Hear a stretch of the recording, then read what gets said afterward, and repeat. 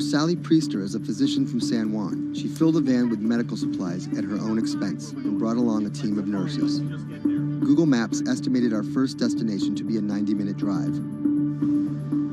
But it didn't account for obstacles like this.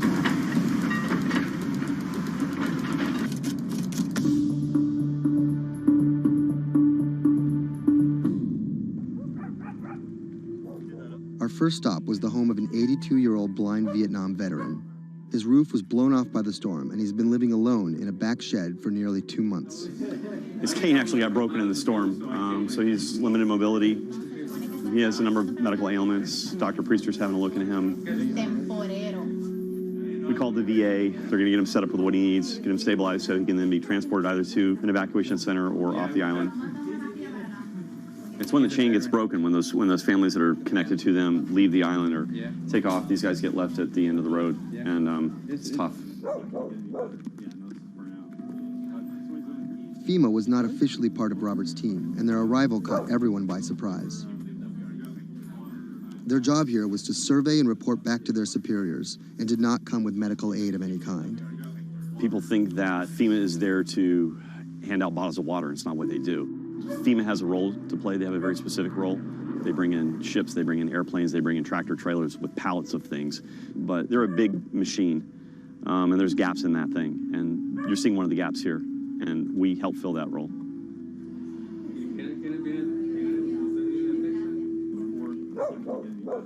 These guys are in a bad situation before, and now they're struggling for real basic things. One of the risks that you run is people going from fear to hopelessness. Those are the folks that we're trying to reach. And how are they reached? How are they even found? Word of mouth, mostly. And what's your role in all this? Ghost in the machine. I'm lucky enough to be able to communicate with folks in FEMA, the state of Puerto Rico. For a ghost, Robert makes his presence well known.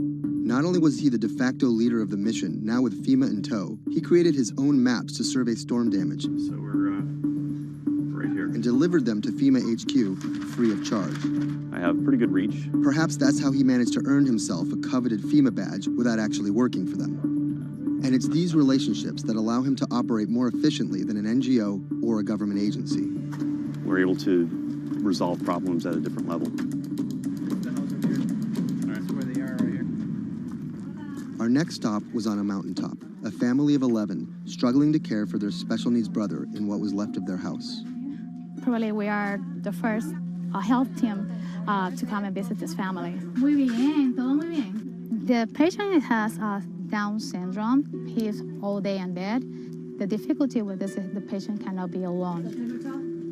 The most important thing is that you need to take care of the chronic disease besides disability, because they have been not going to a doctor, and no doctor has come in here yet. So we need a refill of this medication. After maybe 54 days, it's not getting better. And the only way that you can be able to see that is coming to the ground, drive, and see the people and talk to the people.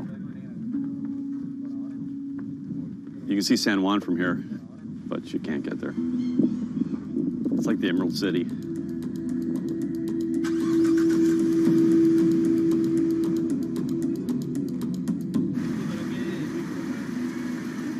On this stop, we caught word that a man living alone at the edge of the jungle was in need of care.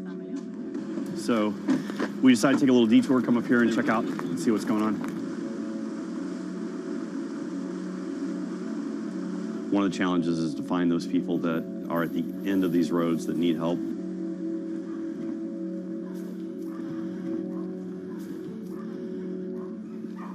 ¿Pero por qué estás solo? ¿Por qué estás por acá tan solo? I'm asking about why he's alone right here. He said things of life happens. Yeah, I'm here by myself. So ¿dónde vive acá? En la parte de...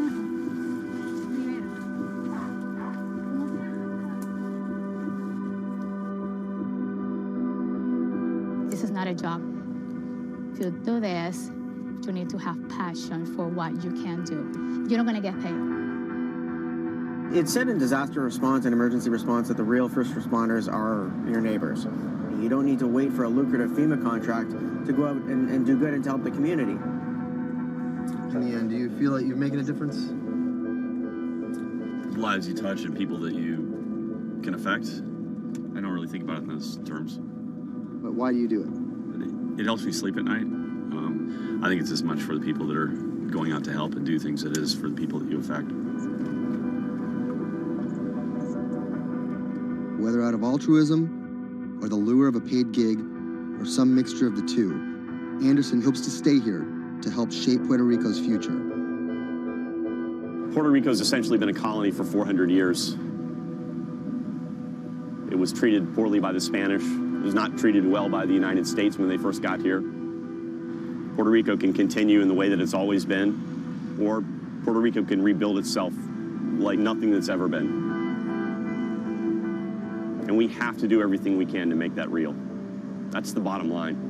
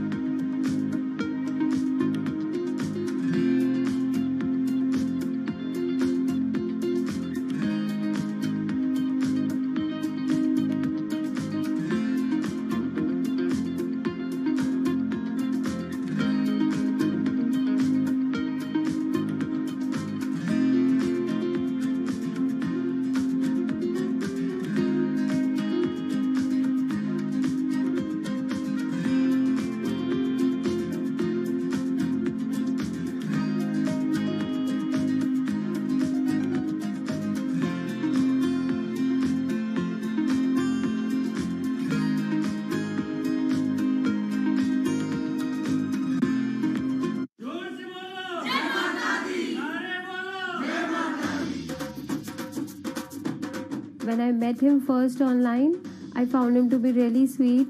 I think I was the one who was talking for an hour. He was just listening. When we met, I saw her. She was beautiful, intelligent, and kind, which was, something that I was looking for.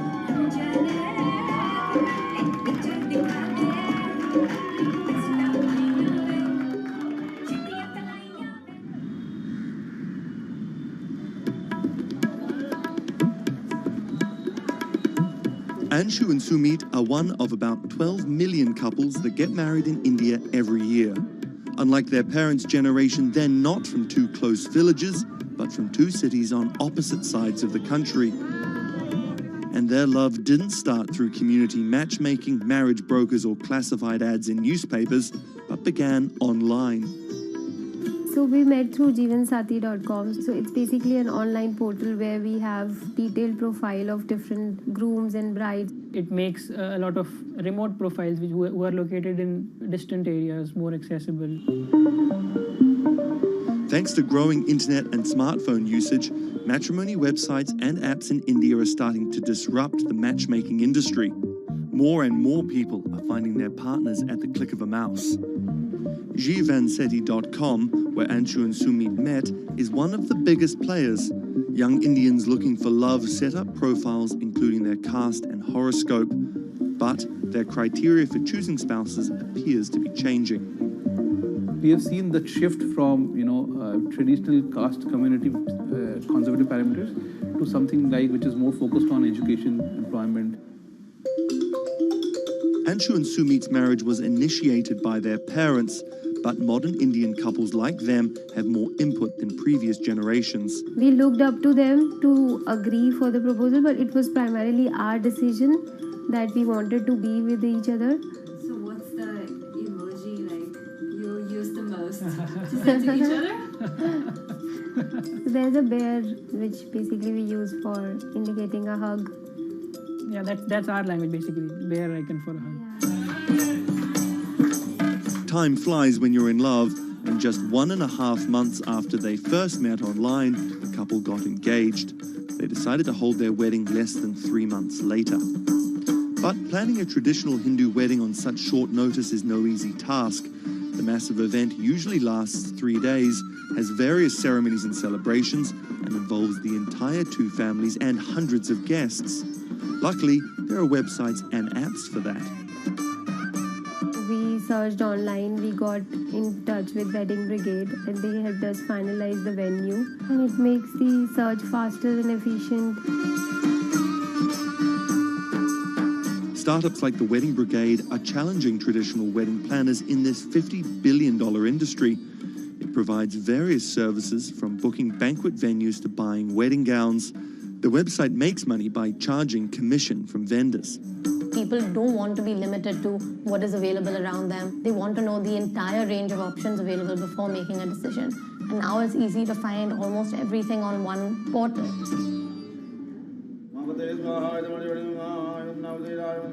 Anshu and Sumit are officially married in a ritual that has gone on for thousands of years, but their love started in a very new way. Technologies might be changing the way couples meet, date, and get married in India, but they're definitely not changing everything. The technology was only the first level help that we could get to find each other. Everything else was like very humanly and emotions and feelings based.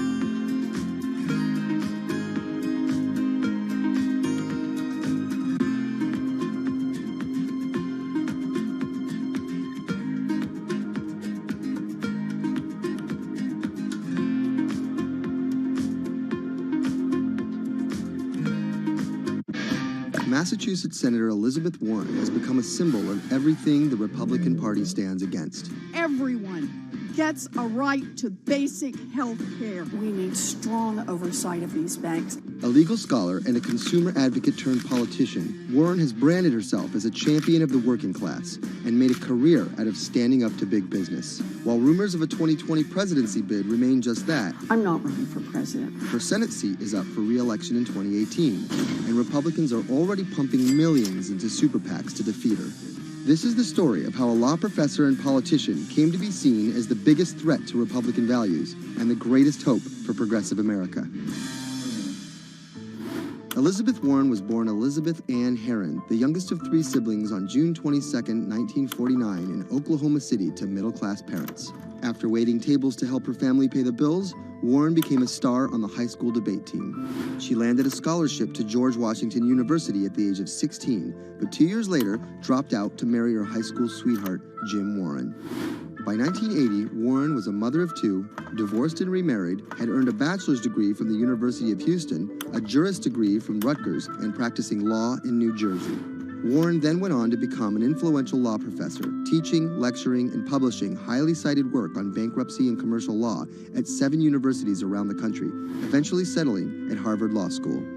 But Warren wasn't always a liberal lion. Elizabeth Warren used to be a Republican, actually. That's Stephen Dennis. I'm a Senate reporter for Bloomberg. Around the time that Elizabeth Warren switched parties, she became a fierce opponent of a Republican drive to make it much harder to file for bankruptcy. She fought that for a decade. It ended up passing anyways. While her efforts ultimately failed, her warning calls were heard in 2008.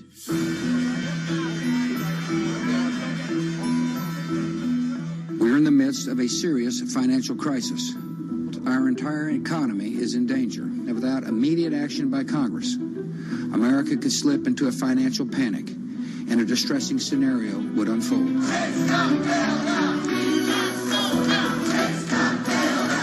Professor Warren was tapped to help with oversight in the government bailout. She would excoriate bankers and their bonuses and their practices. Why should the U.S. taxpayer alone carry city? She proposed a series of tough regulations, which became the basis for much of the Dodd-Frank financial law that we have today. That sort of catapulted her to national stardom, particularly among the progressive left.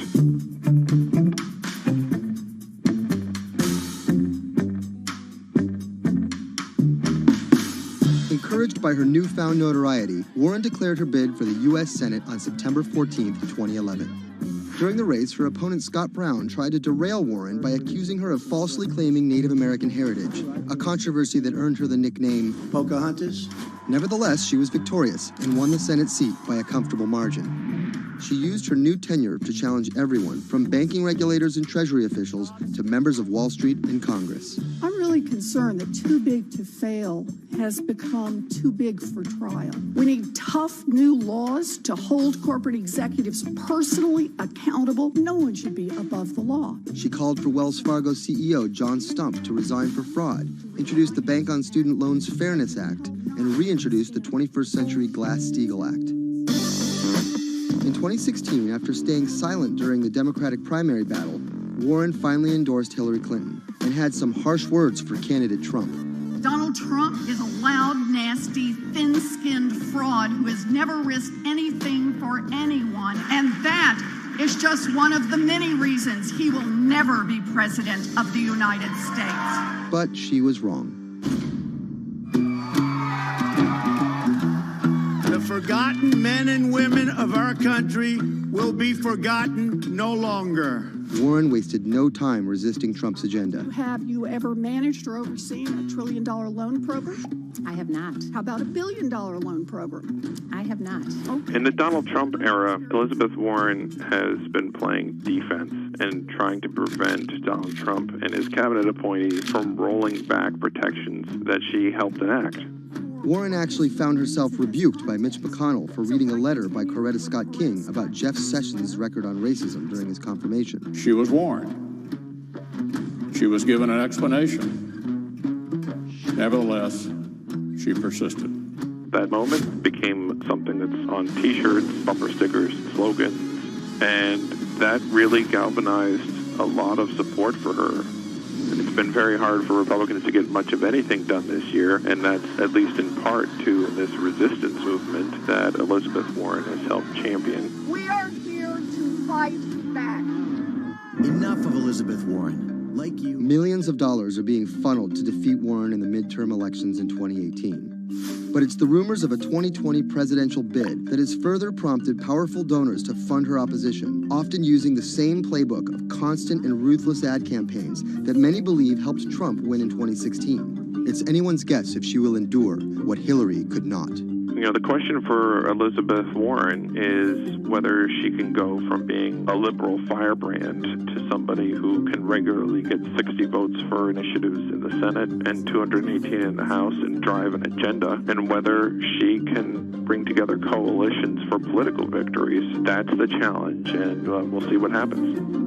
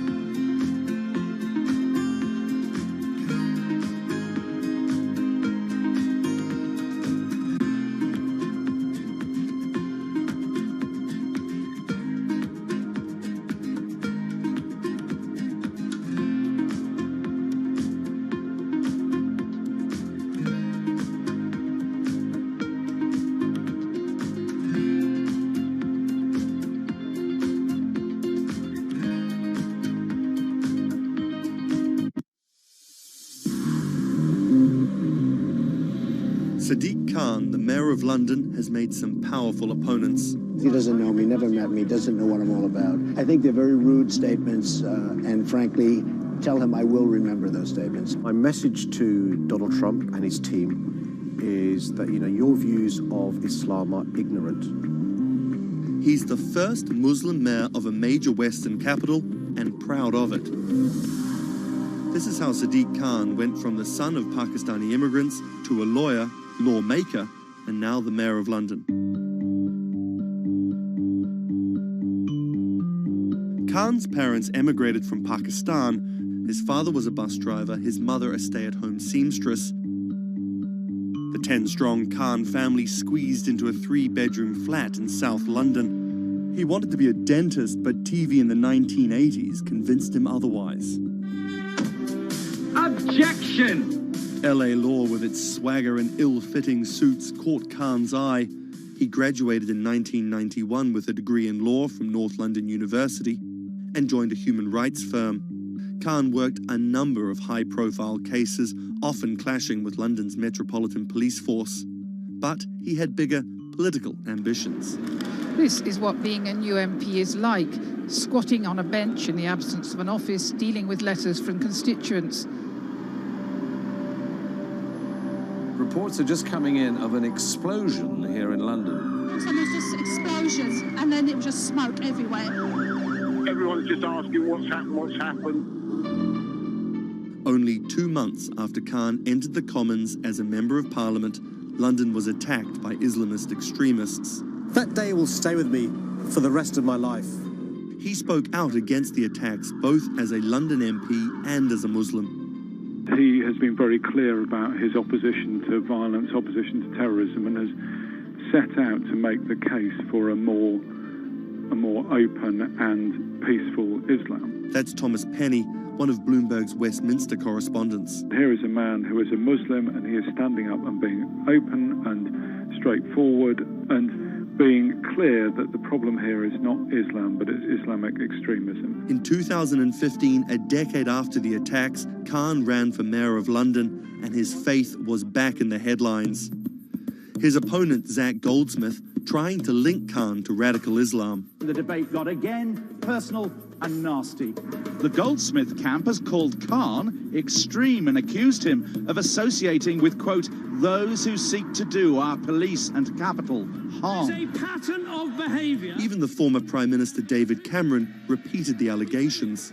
He shared a platform with Sajil Shahid, the man who trained the ringleader of the 7/7 attacks and accused the United States of bringing 9/11 on themselves. But the smears didn't stick. Zach Goldsmith ran a very negative campaign that was based on what people knew was a lie. This election was not without controversy. And I'm so proud that London has today chosen hope over fear and unity over division. After taking the mayor's office with a comfortable majority, Khan has brought a business-like efficiency to the role, scrapping expensive vanity projects like the Garden Bridge and the new Routemaster buses, which cost £350,000 each. The former lawyer who used to fight the police in court is now praised for his close relationship with them. I was talking to a very senior police officer in the Metropolitan Police who said there was a sea change when he went into City Hall, and the police were saying how much they welcomed this because they knew where they stood and it was more straightforward to work with. So he works like a lawyer, he works like a government minister. Khan's kept his faith at the fore. He's an outspoken voice for moderate Muslims across the world. Donald J. Trump is calling for a total and complete shutdown of Muslims entering the United States. Now, by giving the impression that Islam and the West are incompatible, you're playing into the hands of the extremists. The ongoing spat between Khan and US President Donald Trump escalated when Trump went after Khan, misquoting him on Twitter just hours after the terrorist attacks of June 3rd, 2017. Khan's now one of the most prominent Labour politicians in the UK. In fact, a recent poll of Londoners found Khan was more trusted to keep the country safe from terrorism than the Prime Minister or the Labour leader. His story of going from the son of an immigrant bus driver to the mayor of one of the greatest cities in the world plays well with Londoners. But can he appeal to the rest of the nation? Has Khan got his eye on the top job? And is the UK ready for a Muslim Prime Minister?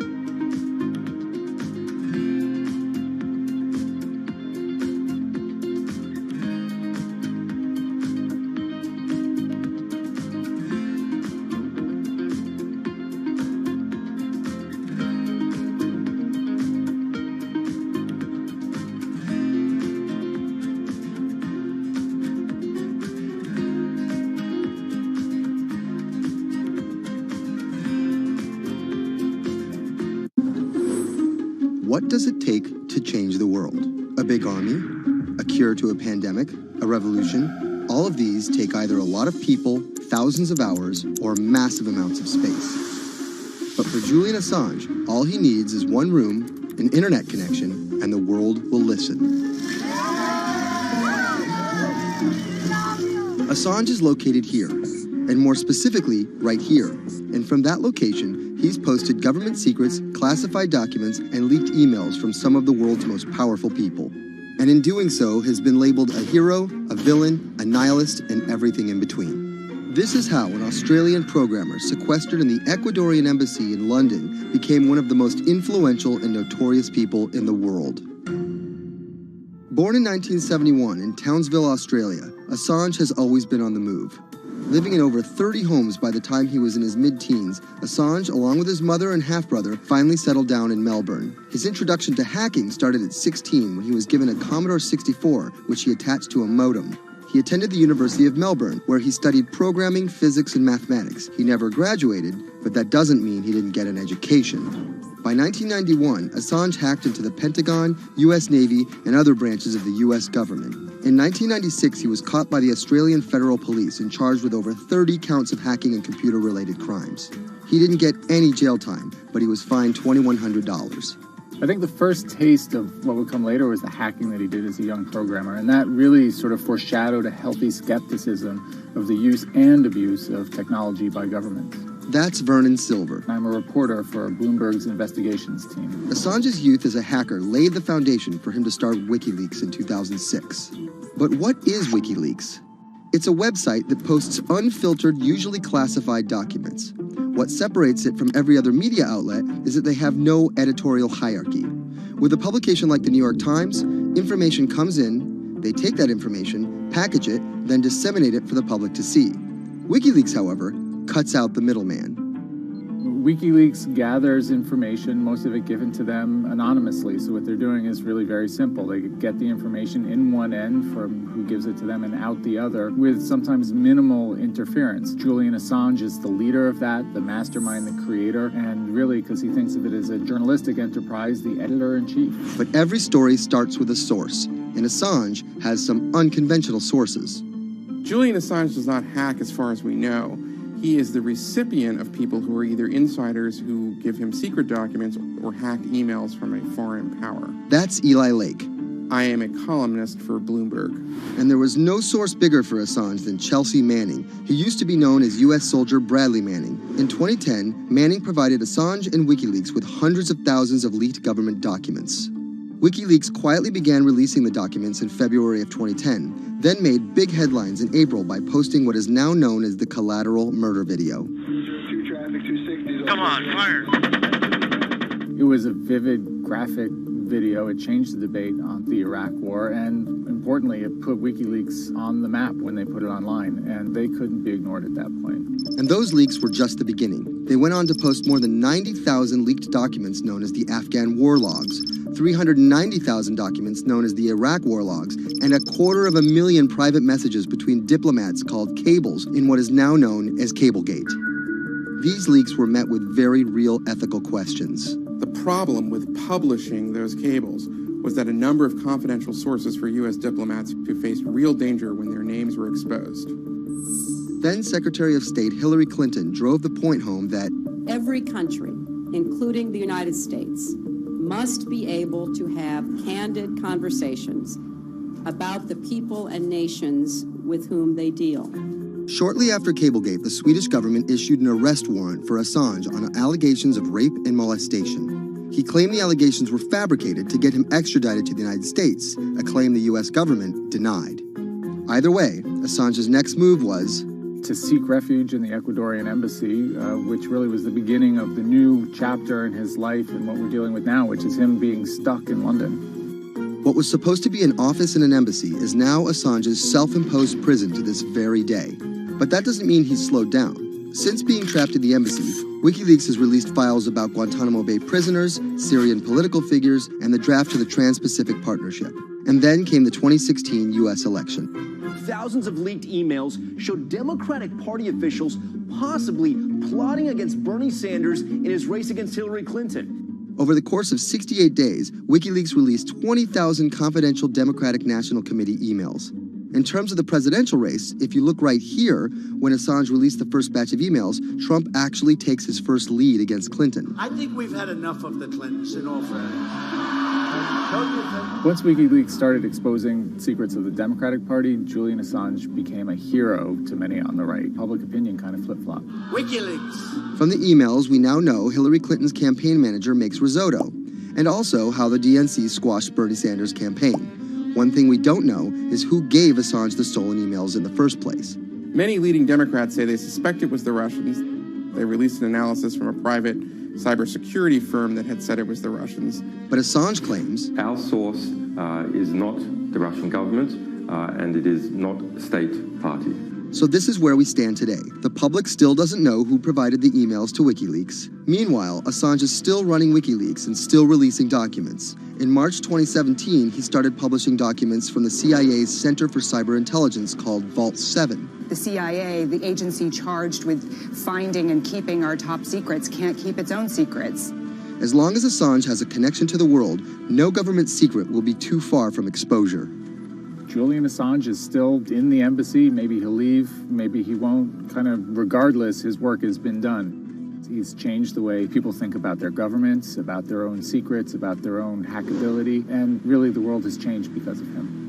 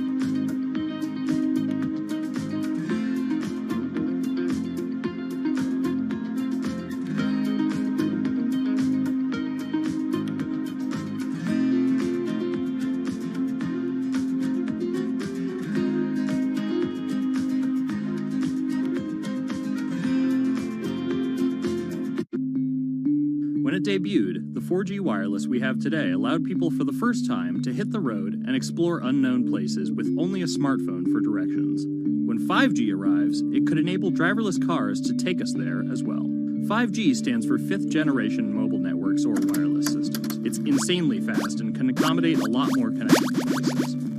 But the reason it's being called revolutionary is because 5G will allow connected devices to speak to each other as well as people. Right now we're living in a world where really it's a one-way experience. That's Bloomberg tech reporter Ian King. The network talks to your phone, you look at your phone and access data, then you send something back to the network. What we're being told about 5G is that really for the first time we're going to see machines communicating with each other over mobile networks in a meaningful way. 5G could end up being 100 times faster than what we have now, with speeds that could reach 20 gigabits per second. In plain English, that means downloading a full-length HD movie in seconds. 5G will also increase total bandwidth, which we will need in order to accommodate the growing Internet of Things. We're talking about the class of devices like internet-connected refrigerators, thermostats, dog collars, but 5G will enable many, many more. Things like your utility network factories where machines are just sat there not connected at all. Suddenly they're all going to be connected. Suddenly we're going to be able to have real-time monitoring. Other things like cars, like utility poles, like your light, the light poles. But perhaps the biggest advance will be a huge reduction in communication lag time, known as latency. A network of driverless cars will need the speed of 5G to ping each other multiple times per second to avoid collisions. Near instantaneous data transfers could allow doctors to perform surgery remotely with a robotic scalpel. So how will all this work? First, you need to improve network density. And that's just a fancy word for saying you put more towers out there. What we're being told is that's not actually the case with 5G. The idea is 5G will not only use the existing mobile spectrum, but also tap into higher frequencies called millimeter waves. Millimeter waves can carry more data, but only travel short distances. This may mean you'll see a lot more of these base stations around town. And the new towers may have as many as 100 antenna ports, compared to about a dozen on 4G cell towers. So when will we get 5G? Getting 5G ready is expected to cost providers $275 billion over 7 years in the US alone. Look for the first 5G service to pop up in big cities sometime in 2019.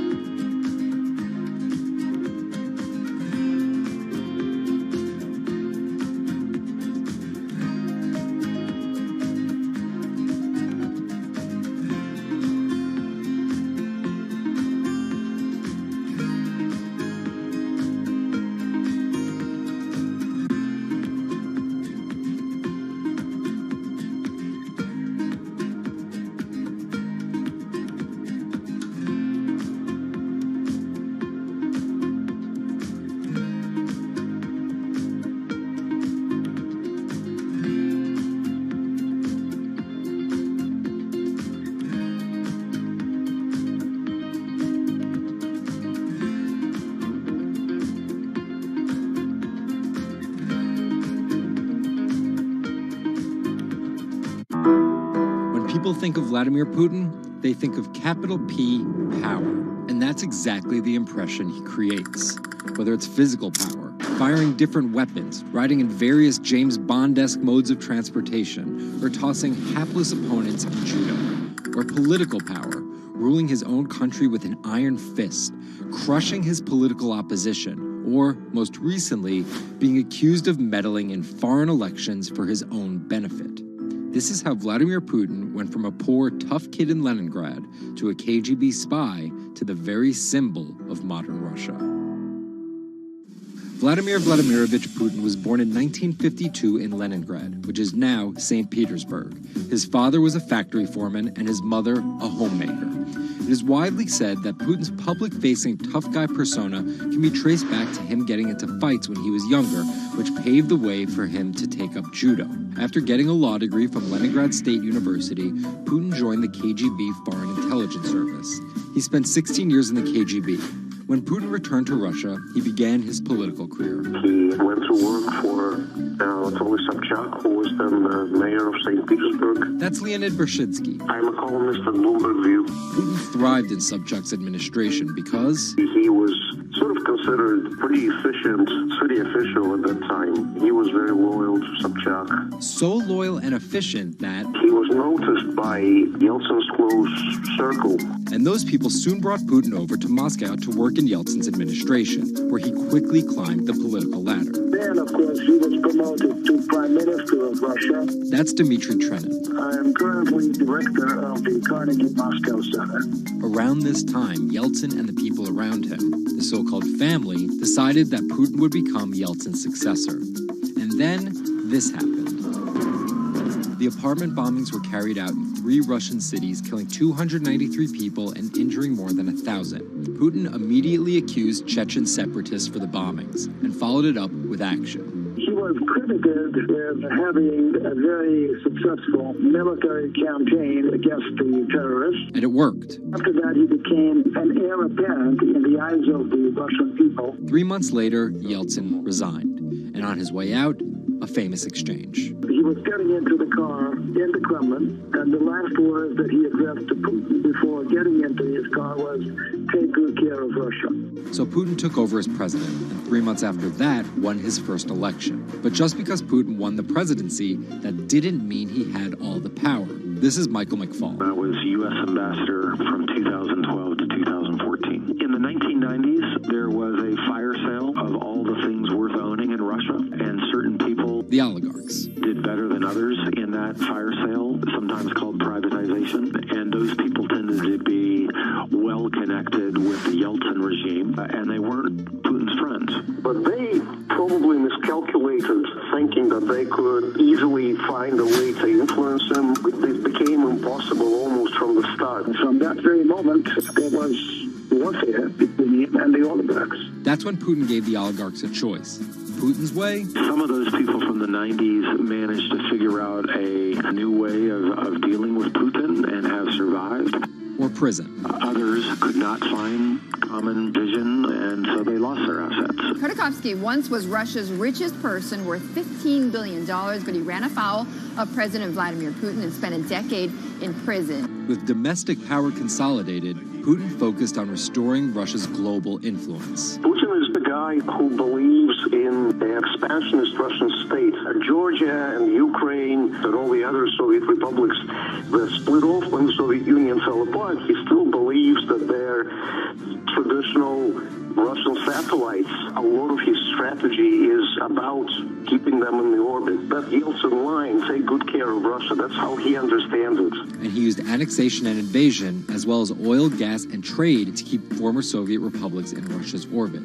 In 2008, Putin's 2 terms were up, and he decided to step down as president. Dmitry Medvedev stepped in as president, and Putin went back to prime minister. But really, Putin never left power. He pretty much continued running the country, and Medvedev was a bit of a figurehead. There was actually a period of cooperation between Russia and the U.S. that benefited both countries during Medvedev's presidency. Because Medvedev did not have the same negative attitude towards the West as Putin did. But when Putin came back to run for a 3rd term, in the lead up to the 2012 election, it was widely believed that both the presidential and parliamentary elections were rigged, and Russians took to the streets. Putin blamed the protests squarely on America, and more specifically, Secretary of State Hillary Clinton. He believed that she had sent, and this is his words, a signal to demonstrators. Still, Putin won by a huge margin and set about crushing the protest movement immediately upon his return to the Kremlin. Over the next few years, Russia's economy tumbled. Putin annexed Crimea, leading to sanctions. The price of oil fell drastically. The ruble hit a new low, and America played down Russia's influence, with Obama calling Russia a regional power. Despite all of that, Putin's approval rating remained sky high, and then an opportunity for payback. I think I'd get along very well with Vladimir Putin. In 2016, there was one candidate who called Vladimir Putin very smart. Trump exhibited tolerance towards Putin's actions annexing Crimea and similar views on NATO and sanctions. Secretary Clinton didn't support any of those views. Even though Putin denies any wrongdoing, U.S. elections. Yes. the the U.S. has accused Russia of being behind the leaking of 20,000 Democratic National Committee emails, which many say helped Trump beat Hillary Clinton in the presidential election. Which leaves us here, with the possibility of a President Putin until 2024, positioning Russia to be the world power he always imagined it should be.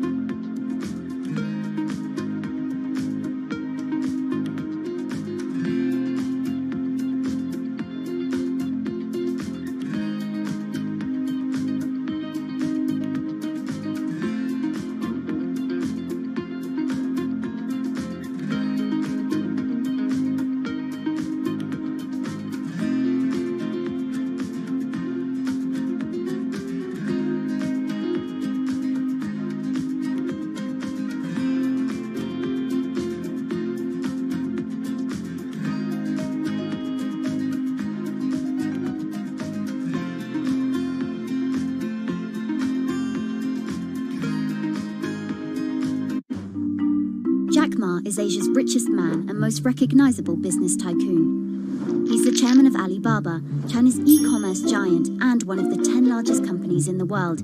Yet he still wants more. We know where we're going. We want to be the 5th largest economy. Big words from the man some call Asia's Jeff Bezos. He's confident, he's charismatic, and he's definitely not the average CEO.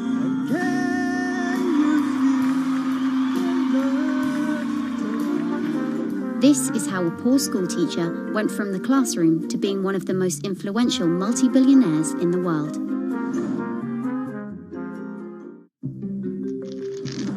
Ma was born in China's southeastern city Hangzhou in 1964. His parents were traditional musician storytellers. As a teenager, he started to learn English from foreign tourists after China opened up in the late 1970s. And then for 9 years, Jack Ma hung around outside the Hangzhou Hotel, which is now called the Shangri-La. He would get up at 5 a.m. to talk to travelers. That's Bloomberg technology reporter Lulu Chen. And I cover China Internet for Bloomberg. Ma failed China's National University entrance exam twice before being admitted to local teachers' college. He graduated in 1988. He applied for 30 jobs and got rejected, including from the fast food giant KFC. When KFC came to China, Capital City, 24 people went for the job. 23 people accepted. I was the only one guy. Then Ma got a job at a local university and taught English there for about 5 years, earning just $15 a month. On the side, he started a translation company with several friends. During a company trip to the US in 1995, Ma had his first encounter with the internet at a friend's place in Seattle. I searched the first word, beer.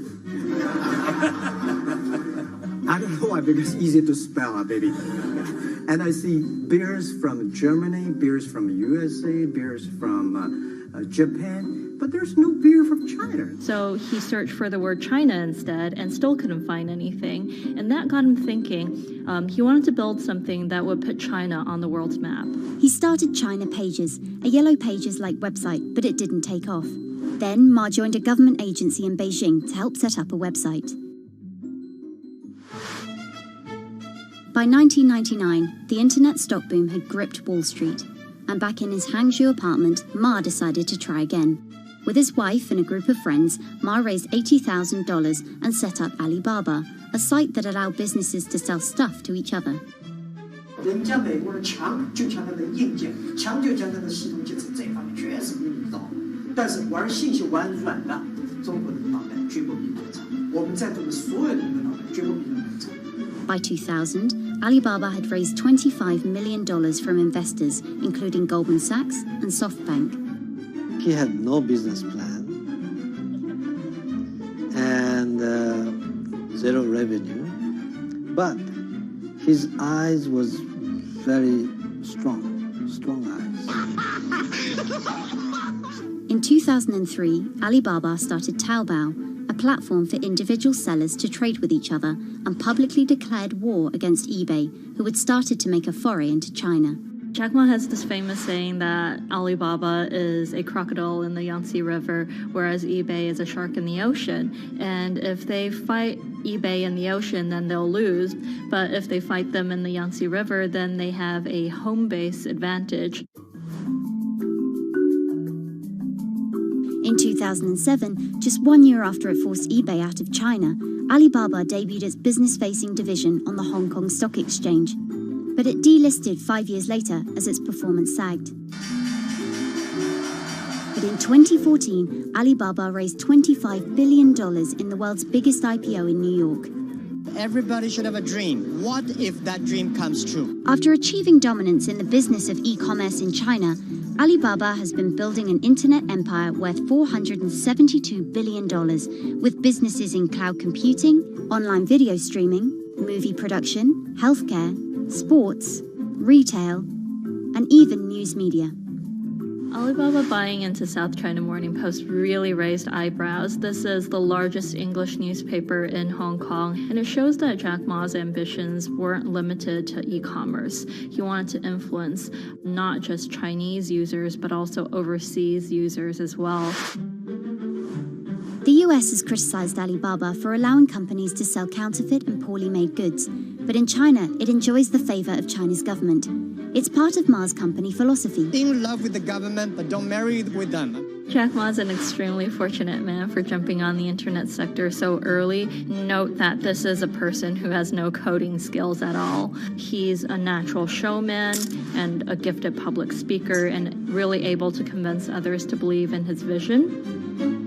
Ma's vision of growing Alibaba to be the world's 5th largest economy faces strong competition at home and abroad. It will require more than just naked ambition and charisma, but Ma is great at getting himself in the right place at the right time. So far, it's served him well.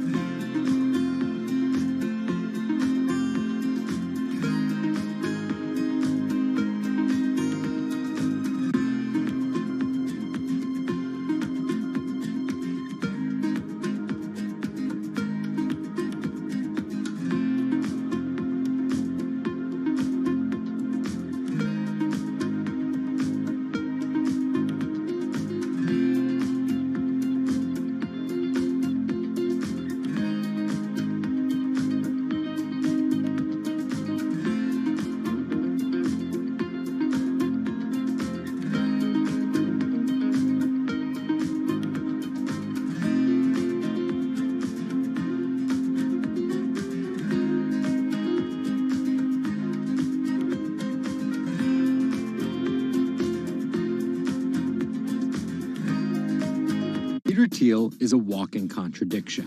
He got his bachelor's and Juris Doctorate from Stanford, but speaks out about the horrors of higher education, saying college is as corrupt as the Catholic Church was 500 years ago. He's a staunch supporter of the free press, yet he bankrolled a lawsuit to bankrupt an independent media company. But these were not journalists. And most of all, he's an immigrant libertarian who's the most public supporter of Donald Trump in all of Silicon Valley. What Trump represents isn't crazy, and it's not going away. This is the story of how an openly gay, immigrant genius, libertarian billionaire went from tech contrarian to Silicon Valley's biggest Trump supporter.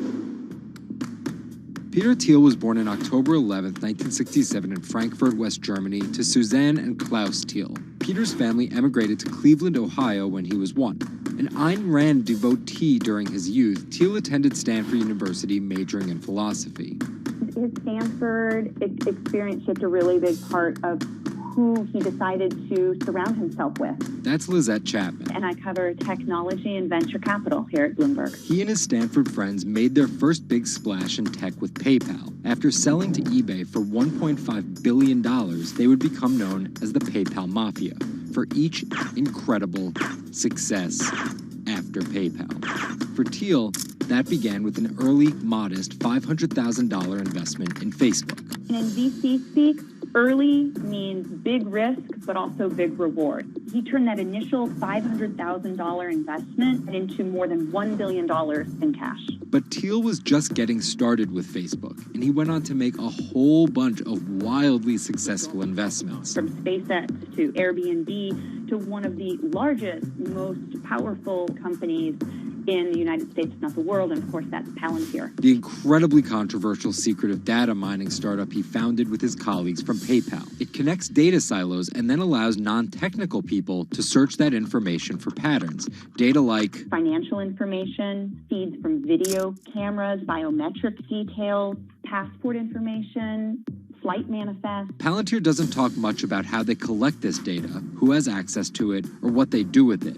But they have contracts with the Department of Homeland Security and the CIA and the Department of Justice and the Securities and Exchange Commission and several other federal agencies. It's the richest company you've never heard of, valued at $20 billion. But there are plenty of obscenely wealthy people in Silicon Valley. What makes him different... He's a complex ball of multiple contradictions. Take college, for example. Even though college was extremely important for Thiel, there's something called the Thiel Fellowship. In exchange for dropping out and a promise not to pursue college, Thiel would give them $100,000 each. You basically tell people that if you get a diploma, you're saved. Otherwise you go to hell. You go to Yale or you go to jail. Also, his relationship with the press. Here's another contradiction. He's donated to free press initiatives, including the Committee to Protect Journalists. But he also secretly spent tens of millions of dollars bankrolling a lawsuit filed by Hulk Hogan over the publication of a sex tape and bankrupting the independently run Gawker Media. Why did he do this?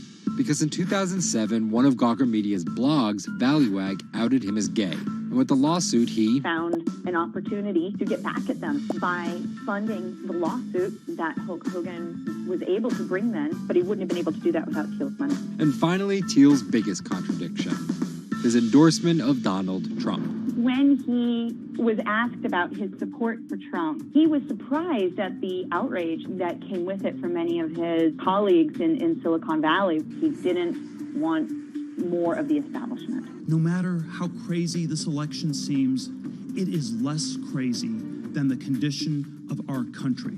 After briefly supporting Carly Fiorina in the primaries, Thiel pivoted to Trump, donating $1.25 million to Trump and his associated super PACs in October 2016. And he didn't just help Trump financially. He gave a full-throated keynote speech supporting Trump at the Republican National Convention. I'm not a politician, but neither is Donald Trump. He is a builder, and it's time to rebuild America. And when Trump was finally elected, Thiel was given the reins to an enormous amount of power. And I want to thank you, man. You have a very special guy. He was named the transitional advisor. And in that role, he did a lot of interviewing and a lot of vetting to fill hundreds of cabinet positions and different jobs within the administration. But it turns out Thiel's support isn't unconditional. Talking to people who spend time with him, I have also heard that he is no longer a great supporter of Trump. It was reported that Thiel was unhappy with the direction of Trump's presidency. Ever since, he's been mum, making no public appearances, no statements, and staying out of the spotlight altogether. Although there have been suggestions that Trump could tap Thiel for a top intelligence post or ambassadorship, there's no indication he'd accept. He's described his relationship with politics as schizophrenic. He gets really involved, and then he runs away as fast as possible. Whether Thiel takes a new position or simply continues as a board director at Facebook and Palantir, at just 50 years old, he's primed to wield some serious influence in technology and politics for decades to come.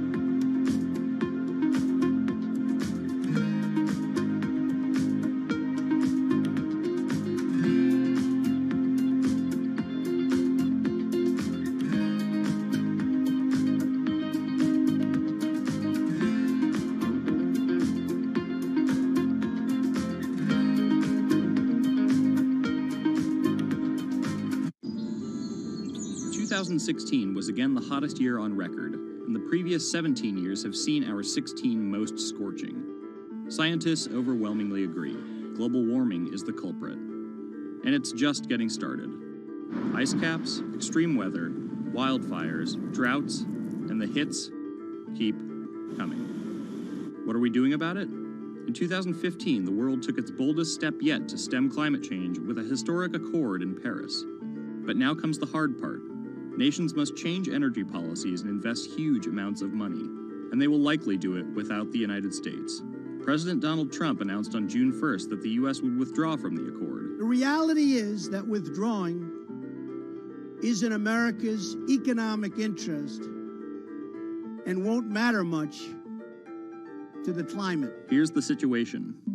Decades in the making, the Paris Agreement united the U.S., China, and more than 190 other nations in a push to limit fossil fuel pollution. The UN-sponsored plan secured pledges to cut greenhouse gases, the emissions that trap heat in the Earth's atmosphere, in an effort to avoid the rising seas and other environmental disasters that climate models predict. But even if all pledges are met, the globe is expected to warm by as much as 3.4 degrees Celsius this century, more than the UN target of well below 2 degrees.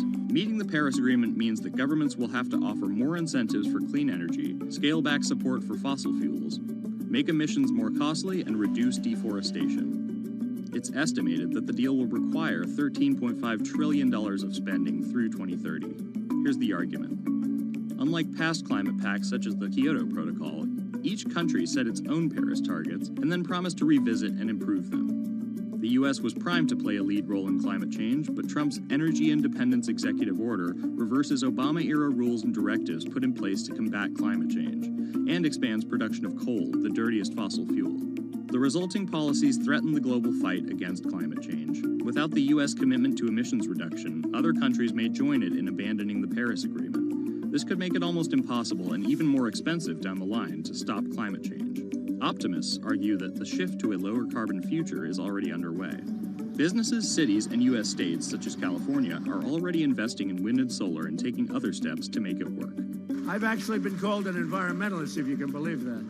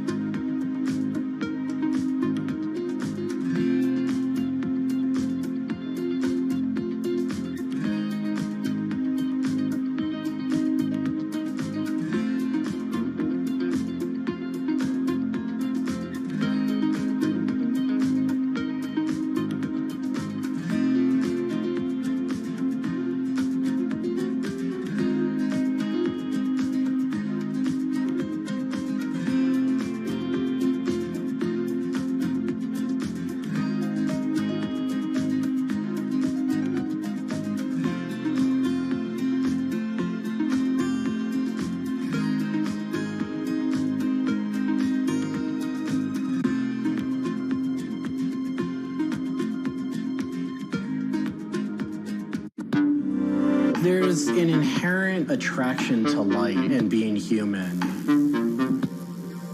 And I think on a very deep psychological level, light is this way in which we experience the energy surrounding us in a very personal manner.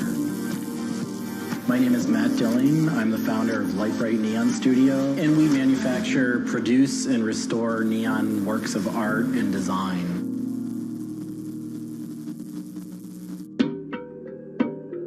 Origins of the creative content of a lot of the work at Lightbright comes from a variety of sources. Sometimes people come with a napkin sketch. Some people come with an Adobe Illustrator file. And we have a whole design team who then we kind of work together to help create layouts of what it might look like. Scale it up and create a paper template using a pen plotter. And that paper template actually becomes our guide for what we're going to bend the neon to. We take from the office into the glass shop. We pick out the right size tubing with the right color for the right size project. From there, we heat up the glass tubing. The torches heat the glass well in excess of 1,000 degrees in order for it to get into its molten state. We heat up and bend the glass tubing to match the template. One of our chandeliers has over 100 different bends in it. So each one of those bends has to be marked for a heated up bend. We also have to allow the glass to cool between the bends so that the next area can be worked on and heated up in its own unique fashion.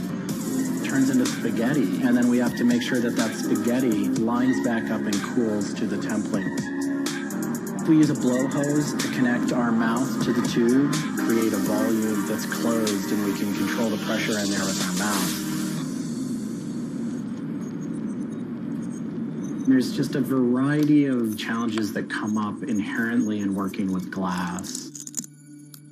Glass can crack due to stress, and sometimes you'll just have a batch that all it wants to do when it gets near a torch is crack.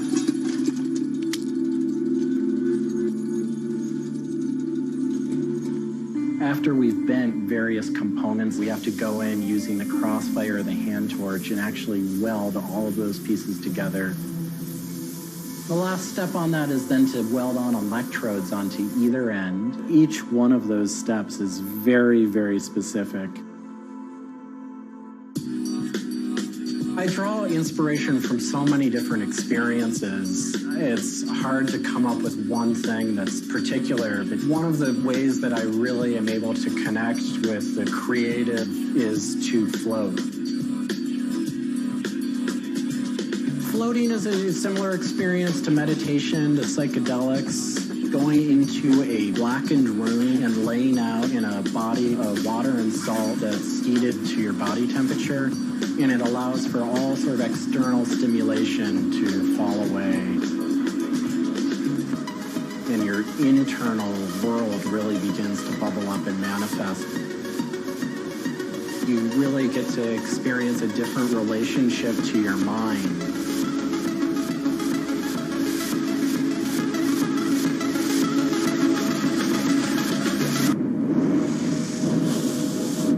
I work with neon because I can't not work with it.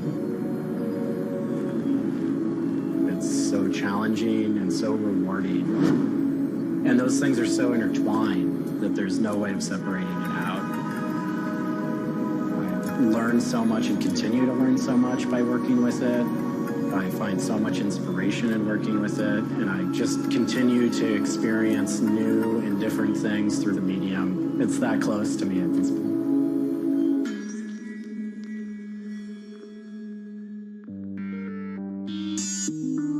Once the neon tube is completed, we have to hook it up to our manifold for bombarding.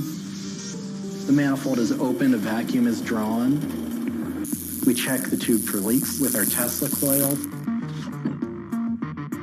We close the tube back off, and we heat it up using a very large and powerful transformer. As the tube is heated up, it releases anything that's not inert inside the tube, and we evacuate that out. We introduce the gas into it, and we seal the tube off, sealing into that tube whatever gas we introduced into it. I think my favorite part of making a neon light is when I see it lit up for the first time. Different gases, when electrified, emit different wavelengths of light. Neon gas is this very bright orange, fiery red color. Argon gas creates a very intense blue, but that light output that is produced can then be expressed in a different wavelength by coating the inside of the tubes with a phosphor coating that takes that one wavelength of light and emits at different wavelengths. We bring it over to the aging table where we hook it up to an age-in transformer and allow it to settle, age the gas in that we've introduced to it. There's always a stray particle of something left inside the tube. But that time that the oxide coating can act to scrub whatever is left inside the tube while things are getting settled into place.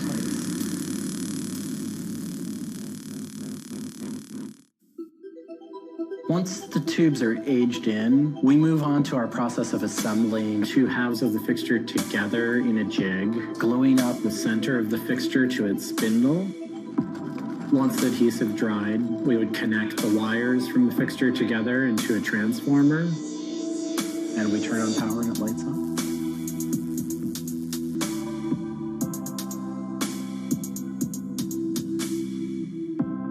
Part of what we love about what we do here is that we try and put out into the world the kind of things that we'd like to see. I still am surprised when it lights up. I'm still excited when I get to see it illuminated. There's an ineffable quality to it. To me, is this insight into the inner workings of the universe. It literally is. It's a way of looking at what is surrounding us in the cosmos in a new light.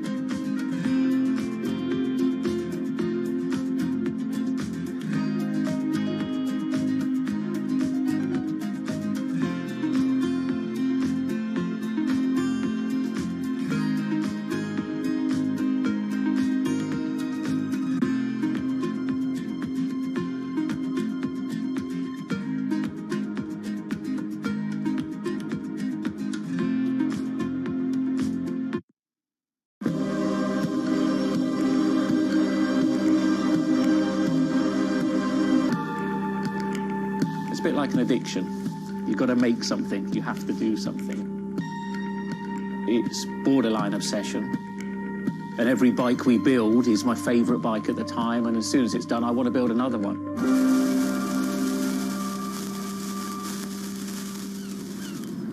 Sven cycles is something I've been thinking about ever since I started cycling in my late teens. We want bikes that ultimately you'll really enjoy riding. There's never a bike that's the same. There's always a slight change. And as we build them individually as well, they have the marks of a bike that's built by hand. Most people I know cycle have an idea of their dream bicycle. And it may be an evolving idea you've had in your head.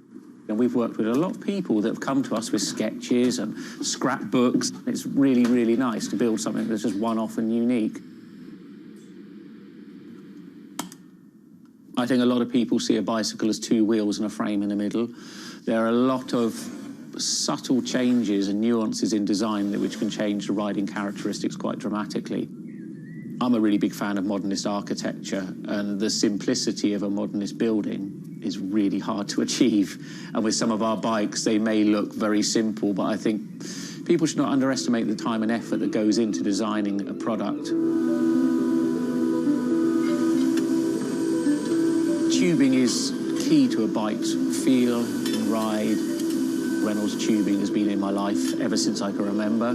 Growing up, I could never afford a frame manufactured with their tubing. We can now put a badge on our bike saying manufactured at Reynolds, which is a sort of thing as a kid I just wouldn't have believed was going to happen.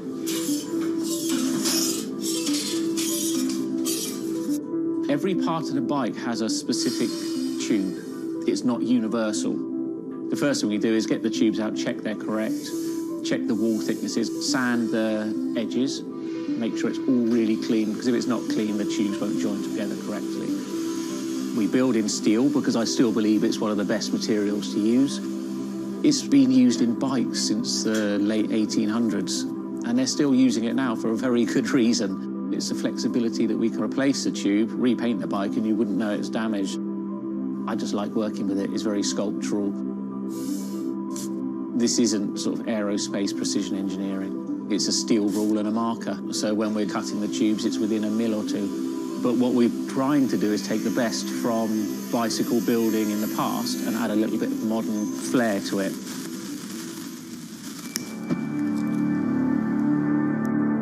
There's various techniques for building bicycles.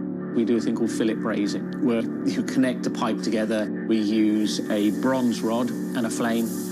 We heat the tubes up to the same temperature and we fill the joint with bronze. And it gives a very, very sort of fluid, lovely, sort of quite sculptural feel. You've got to practice. You've got to be able to judge material temperatures. You've got to just look at it and you just get a feel for it. It's a stage where your tubes start to look a bit like a bicycle. My father's a jeweller. He'd make sort of very pretty things, which are lovely, but for me, they don't really have any function. What I love about bicycles, you can start on a Monday with a box of tubes, you can be riding it by the weekend, and it can last you for the rest of your life.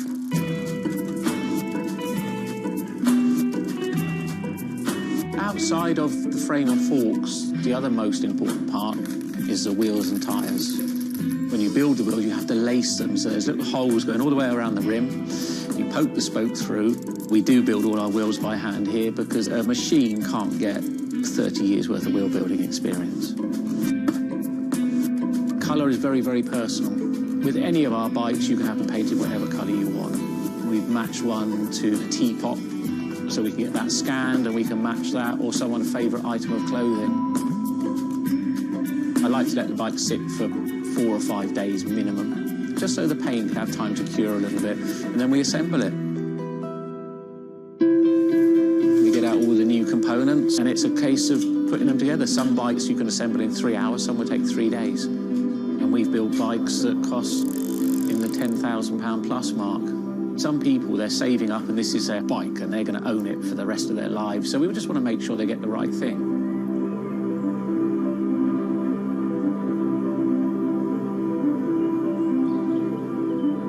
I think the bike for me was the first time I had some freedom. So as soon as I had one, I was off. A lot of people still get that thrill as when they were a kid blasting down a hill, wind going through their hair. It's fun. Everyone has their favourite jacket or something that just makes them feel good. If you've got a bike that fits well, you actually feel part of it. Building bicycles as a creative outlet is fantastic. It's not something you do because you're going to get a big paycheck at the end of the day. You do it something you have a passion for it.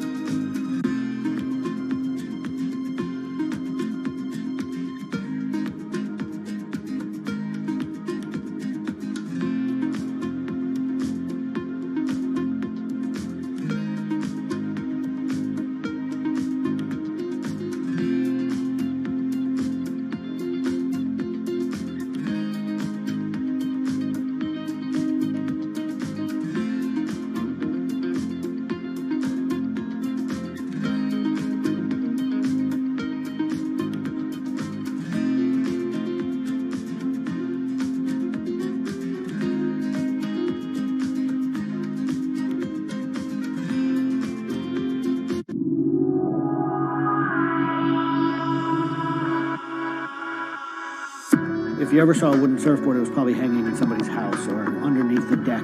But kind of in the last 10 or 15 years, wood has made a big comeback. They surf wonderfully. It's beautiful and it feels great to be on one of them.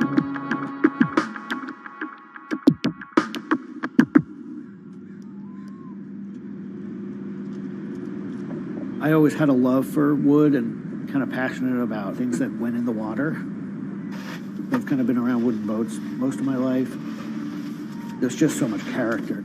The way they're built, the stories that come with them, a lot of that has translated over to why we build surfboards the way we do. When we first started thinking about building surfboards, wood was the natural material we chose. They have a very high strength to weight ratio. Wooden surfboards have the longest history of use in the surf world than any other material. People have been surfing wooden surfboards since kind of the first documented history of people riding waves. The board starts in CAD, where we take a 3D model, break down the shape, and kind of create frames and templates and all the inner parts of the board that we get cut on a CNC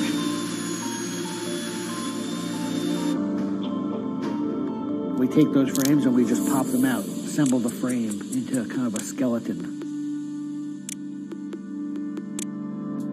We go out to our lumber shed, pick a bunch of cedar, and bring them into our mill shop, put glue along the edges, clamp it all together into a panel. Everything's book matched, you have symmetry in the colors and texture of the wood. Cut your outline. Take our assembled frame, gently put it down right on top of the plank.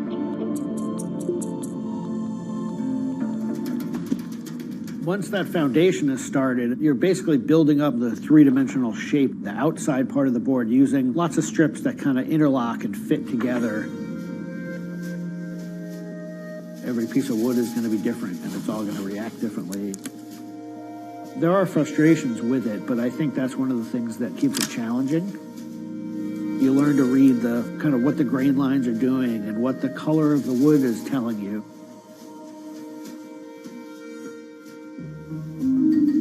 Once those rails are cleaned up, we put our top planks on. It's a little bit like putting a lid on a box. It's like, this is it. Whatever's inside that board is staying inside that board. And by tensioning some rope, you can clamp the two together. It's like a time capsule.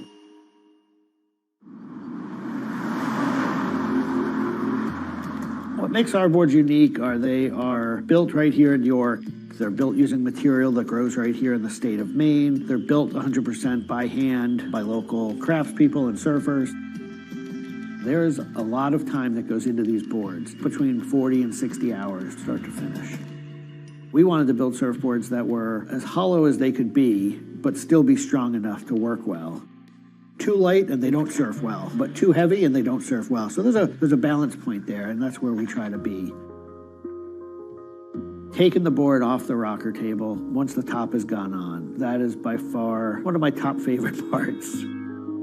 It's just you and a shaping stand, a board, and a hand plane. Everything else is out of your view. It's simple, it's pleasurable, it's quiet. You can be with your thoughts and you can just kind of be present. There's something about taking a nice sharp edge tool to a beautiful piece of wood and feeling the curls coming off and knowing that every pass that you're making, you're kind of getting it closer and closer to what you have in mind.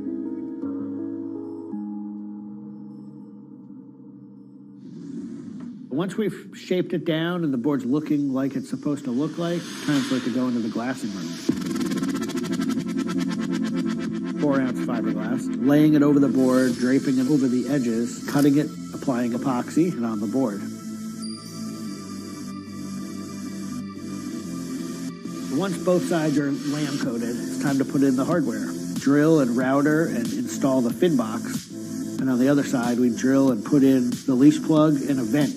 There's a lot of air just naturally inside the board, and that air wants to expand and contract with temperature changes. And that vent has a little piece of Gore-Tex fabric in it, and it allows air to kind of breathe both ways, but it doesn't allow water to get in. Once all that hardware is put in, it goes back into the glassing room. We brush a nice, beautiful, thick coat of epoxy over the whole surface, and that we call a gloss coat. That's supposed to look beautiful and glossy and shiny and flawless. You get to see that board come to life. Whatever the colors in the wood, they really come out. It just makes it look like candy. You just want to touch it and run your hands down it, and it's just kind of the icing on the cake.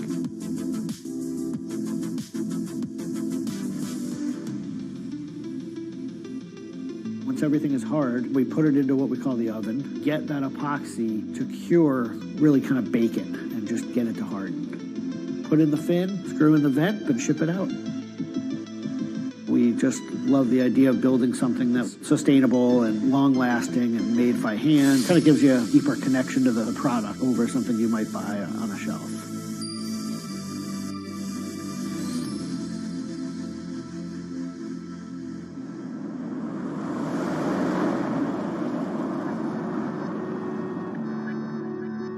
When a customer gets the board, they feel it. They 100% feel the amount of work and the amount of passion that went into the board. So I'm not really looking at hours and efficiency. We're looking at like doing it right and enjoying it as we go.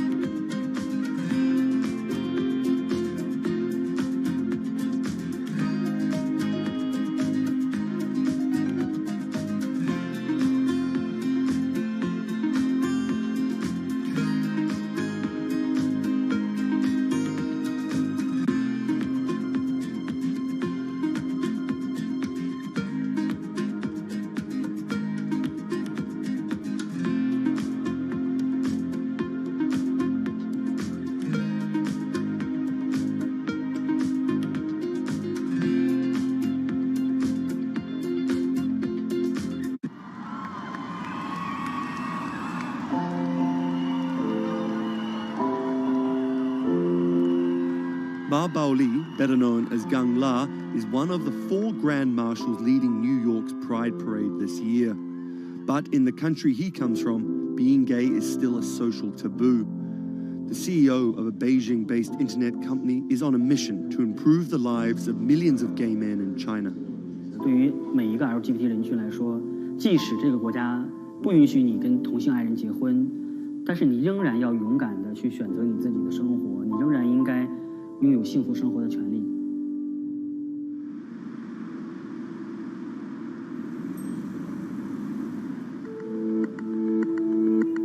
Ma's company Blue City runs an app and a website specifically for gay men. Blued is one of the biggest gay social networking apps in the world, with an estimated 30 million registered users. Unlike most other apps, Blued is more than just dating or hookups. 大家可以在我们这个软件里面找他自己的情感，然后可以阅读相关的内容，然后可以进行一些娱乐，比如玩游戏啊，比如看直播啊等等。Back in 2000, when Ma studied at a police school in northern China, he realized he didn't feel like everyone else. 因为他们都找女朋友，然后谈恋爱，但是我对长得好看的同性的男生，我反而觉得对我更有吸引力。所以那个时候我就到互联网上去找这样的一些资料，然后希望能够告诉我自己我到底是谁。互联网上所有的信息都是负面的，都是错的，就是说同性恋要电击疗法，要被治疗，然后要吃药等等。After visiting some foreign websites with different attitudes to homosexuality, Ma created his own site for a Chinese audience, encouraging people that 他们也是正常的，他们不用自卑，然后也不用自杀。Even though attitudes towards homosexuals are slowly changing in China, it's still a social stigma. The virtual world of Blued, where members can be open about their sexuality, is for most a striking contrast to their real lives. This is live streaming, a function added to Blued in late 2015, right as the internet craze was starting to take off in China. Many self-made stars like Jin make decent amounts of money by receiving audiences' virtual currencies and gifts. 我们不是彼此的初恋，初恋这种事儿多不靠谱啊。For Kyle and Klaus, a couple who have come out, live streaming on Blued means something different. 其实我经常会收到很多粉丝的一些互动的留言，就是类似，就是说你们让我们看到了同志情侣之间的一些希望啊。我看到这样的留言，我是很欣慰。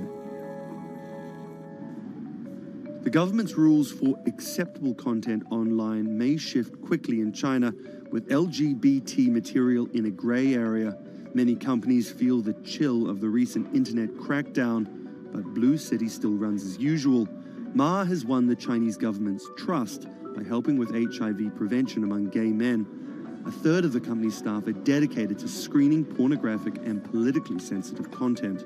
我不太多的愿意去对抗，我更多的愿意去对话，去改变他们的想法。我觉得这个可能在中国来说是更有效的。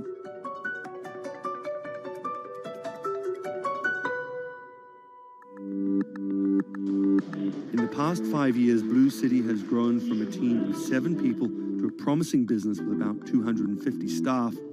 Ma said the company earned over $15 million last year, mainly through advertising and selling virtual currencies to live streaming audiences. Now the company is expanding overseas. 我希望吧，通过我们的努力，Blue能够成为全球第一家在美国纳斯达克或者是纽交所上市的这样的同质互联网公司。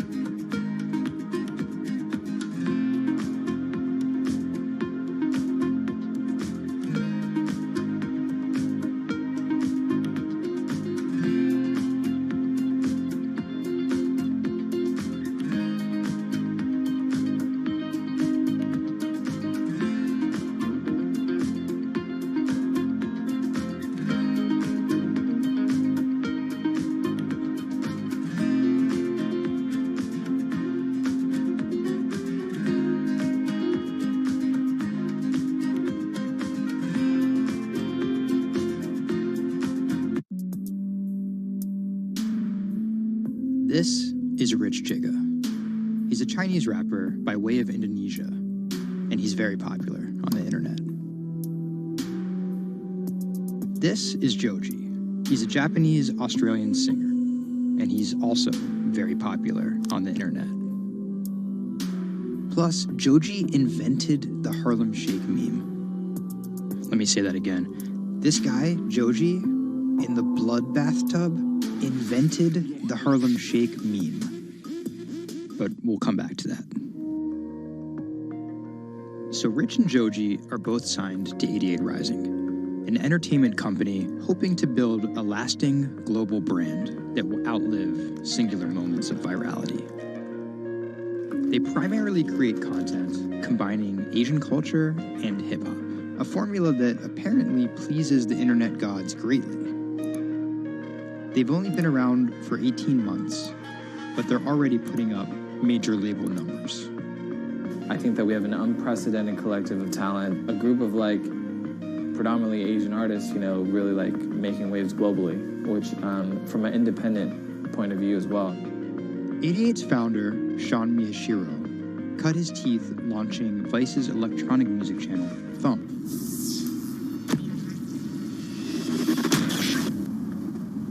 But quickly, Sean became interested in life beyond dance music. I knew that after launching a whole content platform that I have kind of the ability and the know-how to do it again, but for what was the question? So Sean moved to the Bronx to start over and figure it out. He couldn't afford an office space, so he worked out of his car at the top of a grimy parking garage.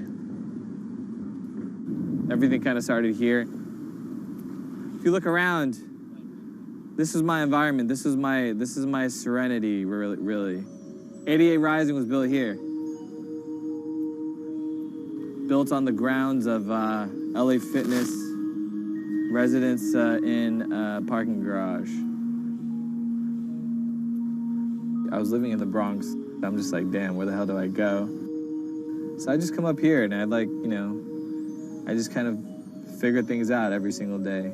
Being okay, what the hell is this thing?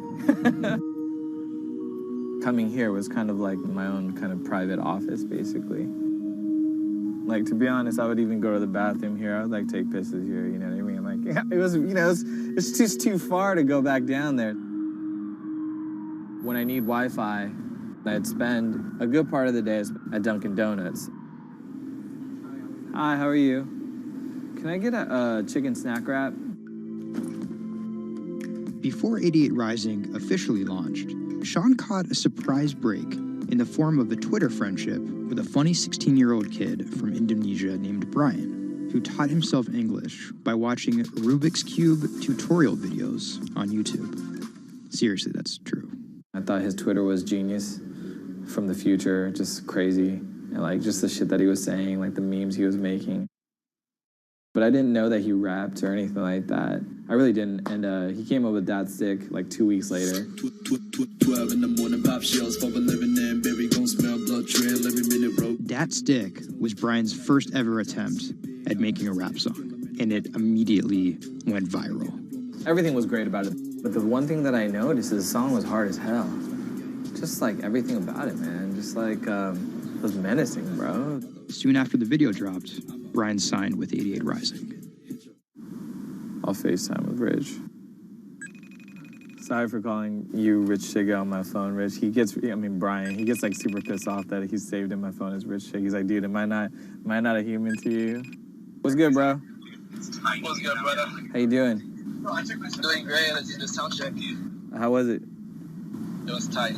Hold it still blacks, but you been a bitch, suck a thick cock. So, Brian could definitely rap, but some viewers understandably took offense at a Chinese kid satirizing rap cliches and calling himself Rich Chiga. But if a group of well-known rappers saw the video and genuinely liked it, that could at least help validate Brian as a legit hip-hop artist. Plus, it could be really funny.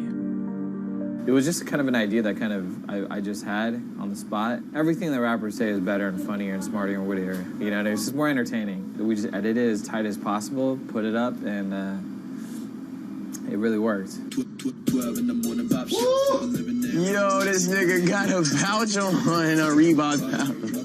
This is the hardest nigga of all time. You said when you come for a chigga like me, that was dope. Like, it's just lit, and I think people will take it as a joke at first, but it's like if he ran with that and kept doing more videos like that, it's just lit. You know, I'd never been to America before, and like all of a sudden, just like I see like all the rappers that I listen to just like reacting to my stuff, and I was like, what? How did this happen? The reaction video also went viral, and even led to a remix of Dat Stick featuring Wu-Tang's Ghostface. I'll get on that track. You know what I'm saying? Yeah. Really, on the remix? Yeah. Oh, you know him? And yeah, the remix went viral too. Brian has since acknowledged the misstep in his name and claims he may change it. But for the time being, he's still Rich Chigga to his fans. An ever-growing global audience, hungry for more releases from emerging talent around the world. I didn't know that it was gonna be this impactful and this important to people, and I'm very thankful and blessed that it has. And every day now that I wake up, it's like it's just like a new mission every day. A major part of that mission involves Joji. Remember the bloody bath guy? He's a former YouTube personality in the middle of a career transition. The sound of this song, Will He, it's like a trap song that you can like slow dance to. Awkward prom shit, you know what I mean? I used to do crazy episodic internet videos. It was going well, and one day it was me and a few friends just in a room. We were casually chilling, and then someone plays the song, and it's brand new at the time. I happened to have a lot of costumes laying around, so I told the other guys, I was like, get in these costumes and let's just dance to it. Like, who cares? We were like, okay, let's just go crazy at the drop. So that video goes up. I go to sleep, and the next morning, everyone's doing it. Like, next morning.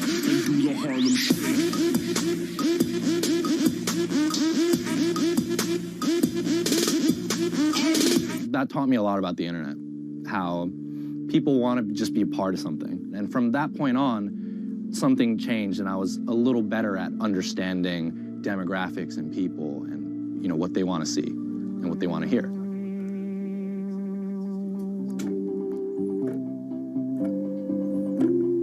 I was friends with a couple other artists who were affiliated with 88, and then I also started to realize that 88 is the bridge between Western and Asian entertainment, and I really wanted to be a part of that. Joji just released the In Tongues EP, his first project as a serious artist. Joji's In Tongues record came out a couple weeks ago. It's #2 on Billboard on the R&B charts, which is crazy for, independent release, and he's like a brand new artist. And the success is even more impressive, knowing he went from creating something like this It's just Taco Bell. What could possibly go wrong? to creating something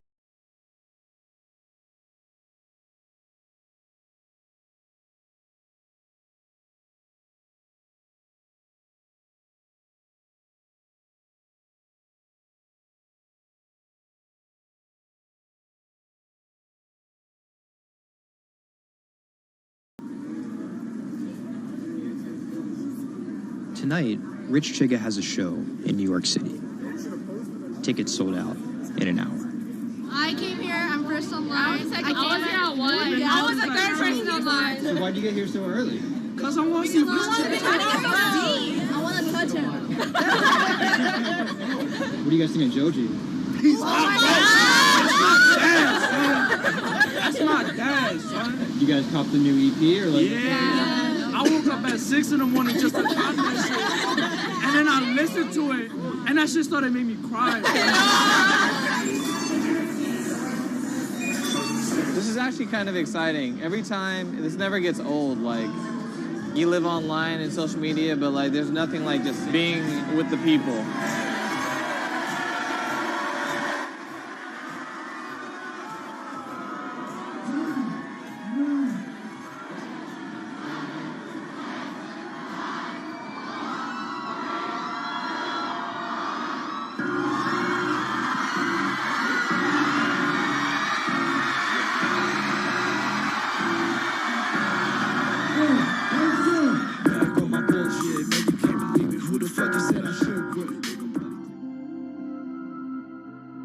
More often than not, viral success happens by accident. And then after an appearance on Ellen or Jimmy Kimmel, the creator's star power fizzles out. But Idiot Rising has figured out how to turn potential gimmicks into brands with an actual following that keeps coming back for the next thing. Oh, shit!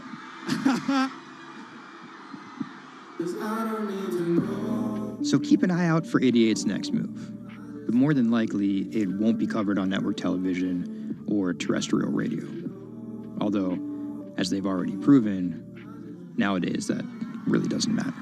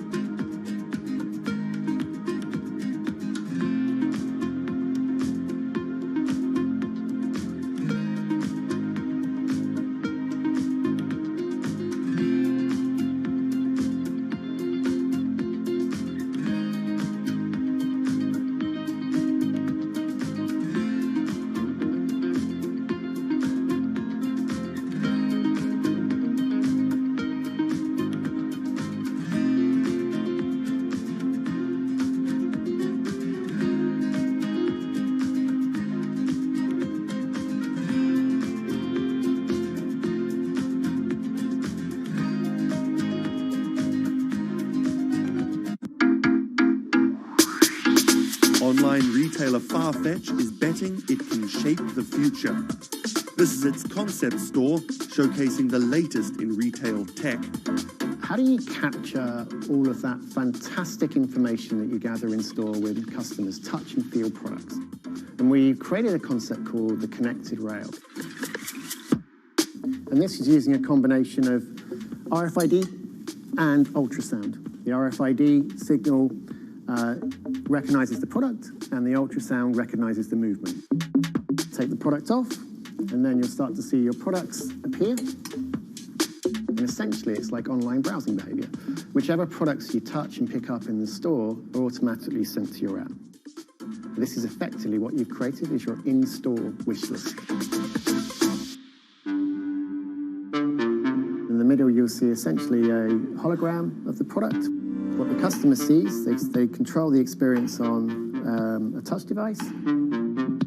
What this allows the customer to do is take elements of products and then add their own style to it.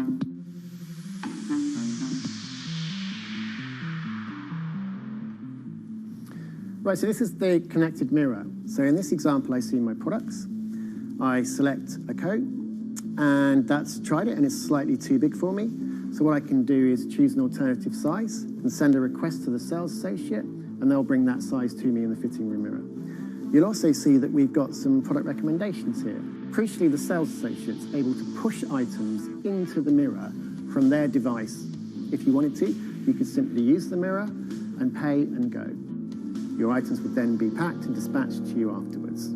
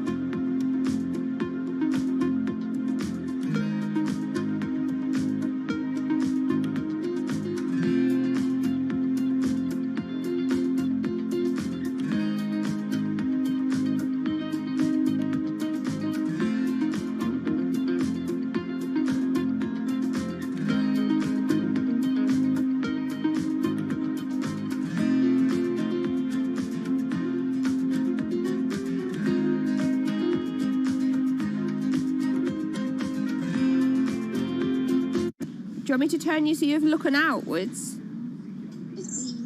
Yes, please. How about there? First time we came out with B, Jade said, it feels like I've been released from prison.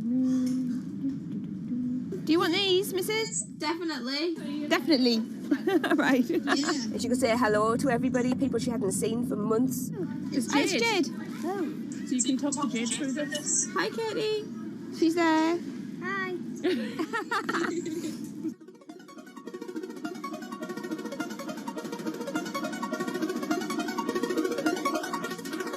Every time anyone's seen her, they want to know why she's there. And it's kind of the opposite of when you're in a wheelchair and people see you and they kind of go, oh, should I look? I don't know what the right protocol is. When there's a tiny robot with its bright little eyes going around just looking happy everywhere, it really opens you up for conversation. You've got some friends here, look. Hiya. When I saw her for the first time, I remember thinking, this is going to change things. This is one of those points where if this was a book, this would be the cliffhanger.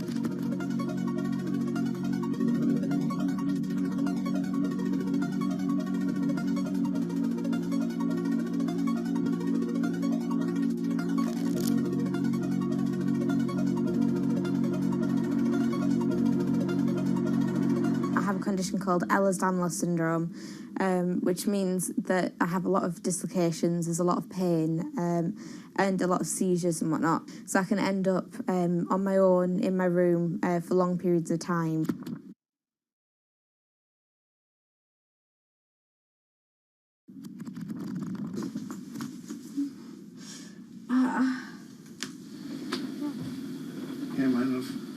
A lot of the time, with a condition like my own, of course there's the pain, and the pain is bad, and the dislocations are bad, and the seizures and being in paralysis and never knowing whether you're going to be able to wake up properly tomorrow, that's bad.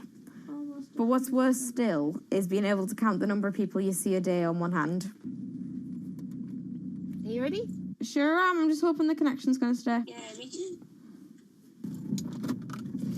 Alright, here we go. When you're used to just the same little metre by metre and a half window every day, and you've been there for months, being able to just see the sky from somewhere else, or the tops of trees, or a sign, is incredible. Or being able to have that kind of chat in the car that most people would probably take for granted. I'm going to go past Grandma and Grandad so you can give them a wave. Now, if Jade is particularly seizure-y, she can still take part. And that's brilliant, really, because before she would just be left in a bed or in the house with just her carers. It's quite a small world, that. Right, so there's one of them. Here, this costume I'm busy making at the moment.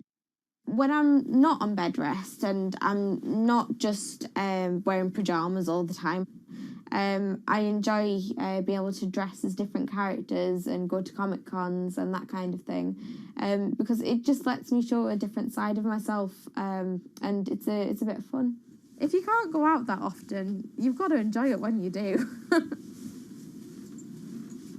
Was that? Good. It's one of those weird things where I want to not have to use B because I want to be well enough to be able to go to those places myself. Like, it really makes a big difference to me to be able to go into school. But the thing is, with my condition fluctuating all of the time, I can't go into school reliably.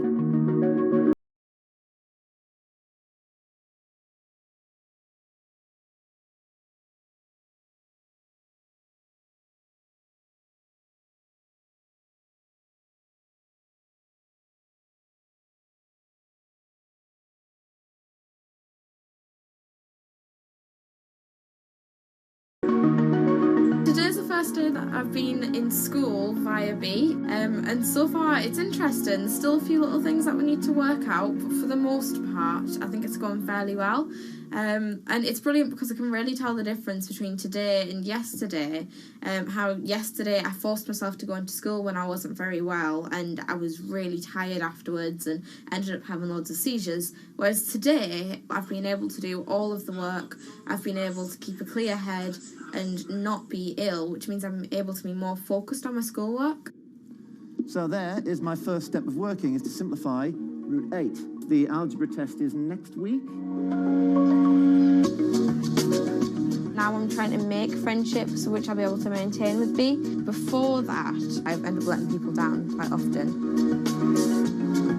B gives me hope, yeah. She's just always there, and if I can't do something, she can, and if I need sort of assistance to be able to make commitments, then she's there, and she means that I feel like a more valuable person because I'm more reliable.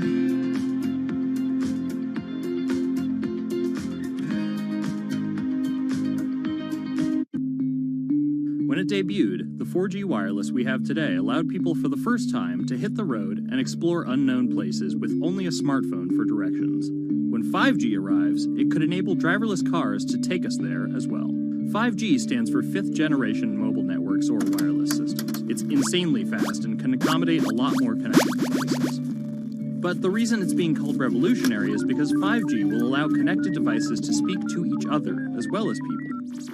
Right now we're living in a world where really it's a one-way experience. That's Bloomberg tech reporter Ian King. The network talks to your phone, you look at your phone and access data, then you send something back to the network. What we're being told about 5G is that really for the first time we're going to see machines communicating with each other over mobile networks in a meaningful way. 5G could end up being 100 times faster than what we have now, with speeds that could reach 20 gigabits per second. In plain English, that means downloading a full-length HD movie in seconds. 5G will also increase total bandwidth, which we will need in order to accommodate the growing Internet of Things. We're talking about the class of devices like internet-connected refrigerators, thermostats, dog collars, but 5G will enable many, many more. Things like your utility network, factories, where machines are just sat there, not connected at all. Suddenly they're all going to be connected. Suddenly we're going to be able to have real-time monitoring. Other things like cars, like utility poles, like your light, the light poles. But perhaps the biggest advance will be a huge reduction in communication lag time, known as latency. A network of driverless cars will need the speed of 5G to ping each other multiple times per second to avoid collisions. Near instantaneous data transfers could allow doctors to perform surgery remotely with a robotic scalpel. So how will all this work? First, you need to improve network density. And that's just a fancy word for saying you put more towers out there. What we're being told is that's not actually the case with 5G. The idea is 5G will not only use the existing mobile spectrum, but also tap into higher frequencies called millimeter waves. Millimeter waves can carry more data, but only travel short distances. This may mean you'll see a lot more of these base stations around town. And the new towers may have as many as 100 antenna ports, compared to about a dozen on 4G cell towers. So when will we get 5G? Getting 5G ready is expected to cost providers $275 billion over 7 years in the US alone. Look for the first 5G service to pop up in big cities sometime in 2019.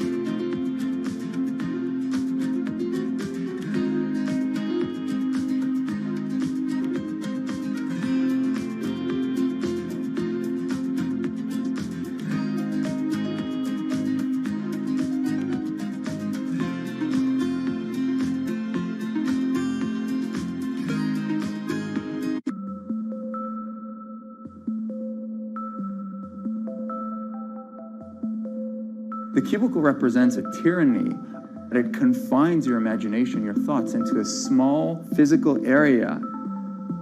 Imagine pretty much every software engineer or finance person being able to, disconnect from their desk and look at holographic monitors on a beach and doing their work from there.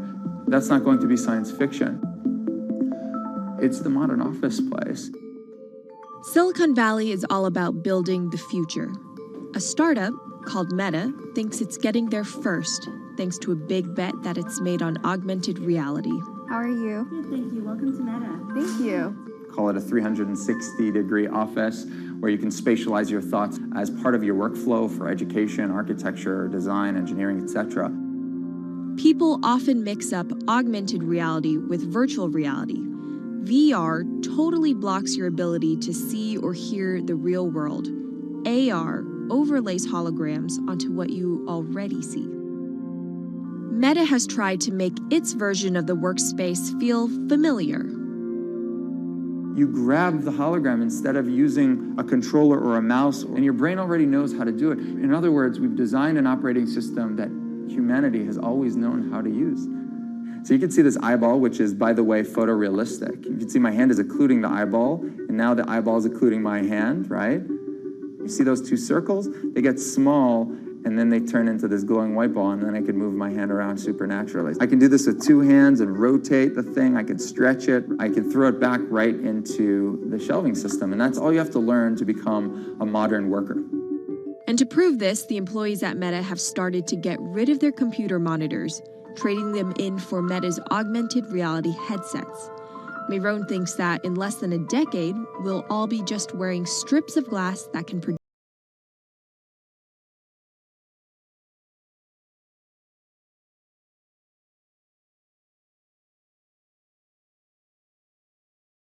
Everybody had computers on their desktop, but no one was using them because they had a lot of work to do. So they were still using typewriters. And at some point, the CEO took all the typewriters away and everybody was forced to use their computers. So it's very exciting to see a new generation of technology, a new paradigm. I consider us like pioneers in the holographic wild. I'm pulling up my browser with my hands and sending out emails to colleagues and just kind of really acclimating to the new environment.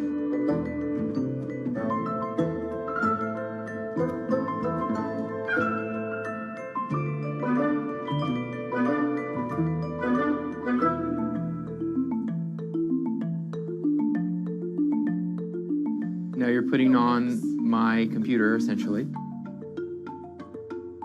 Our digital lives live on our phones. We have all of our pictures and notes and all these kinds of things. So, and why don't you write yourself a little sticky note? I like it. And go ahead and just take your fist right over the top of the sticky note and close your fist. And now... Oh, what? Meta's own transition to augmented reality has run into plenty of unexpected problems. And it's still going to be a while before you'll start to see these devices in your office. But I think it's a future worth waiting for. If we could see these holograms between us, we will have been able to share our work with one another more naturally, more efficiently, and more productively than ever before. Humanity will have evolved slightly.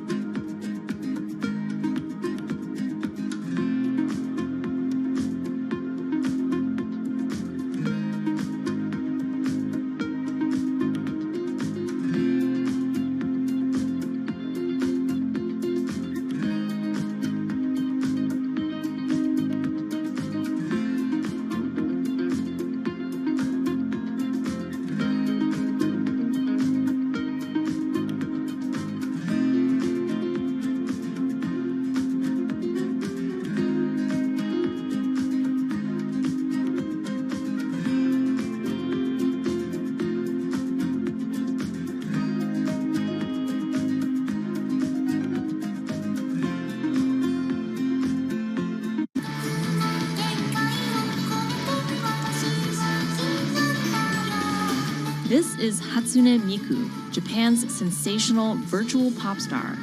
She's released over 100,000 songs in multiple languages and performed sold-out concerts around the world.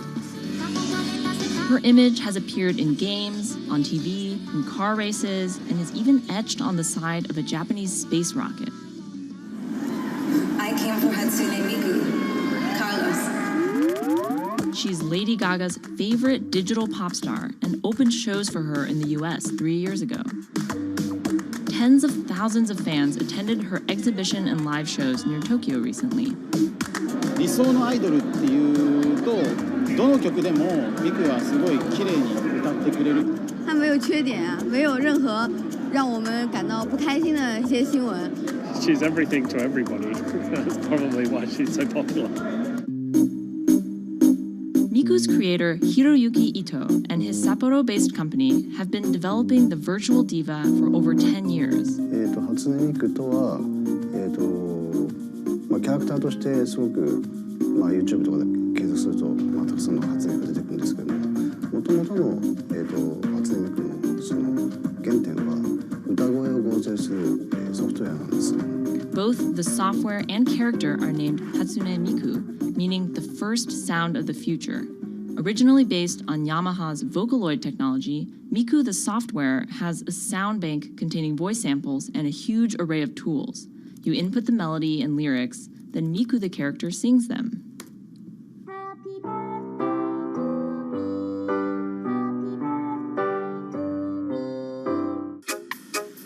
To date, Krypton has sold 120,000 software licenses at $200 each to fans around the world who use it to create numerous songs and share them online. Some of the fan-created songs are chosen to be part of Miku's concerts, for which they're paid a royalty fee. もともと初音ミクっていう存在自体がボトムアップって言いますか、中にはアマチュアクリエイターじゃなくて今もうすでにプロになって活躍している方もいらっしゃるんですけども。The company also has other revenue streams. It makes money from merchandising, licensing deals, and concert ticket sales. According to the real-life musicians who perform with Hatsune Miku, the virtual pop star is interesting and surprising. 今年で3年ぐらい、ちょうど3年ぐらいやってきて、ライブも数十本、数百本やったの。そういうことが演奏によって起こせる感じのそういう器みたいな感じになっています。初音ミクらしさって僕はあんまりない。初音ミクって何だってありっていうか。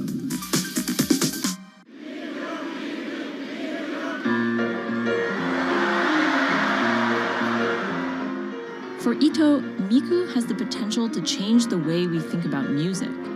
そういう新しいテクノロジーによって新しい音楽のあり方っていうものを模索していきたいと思っていました。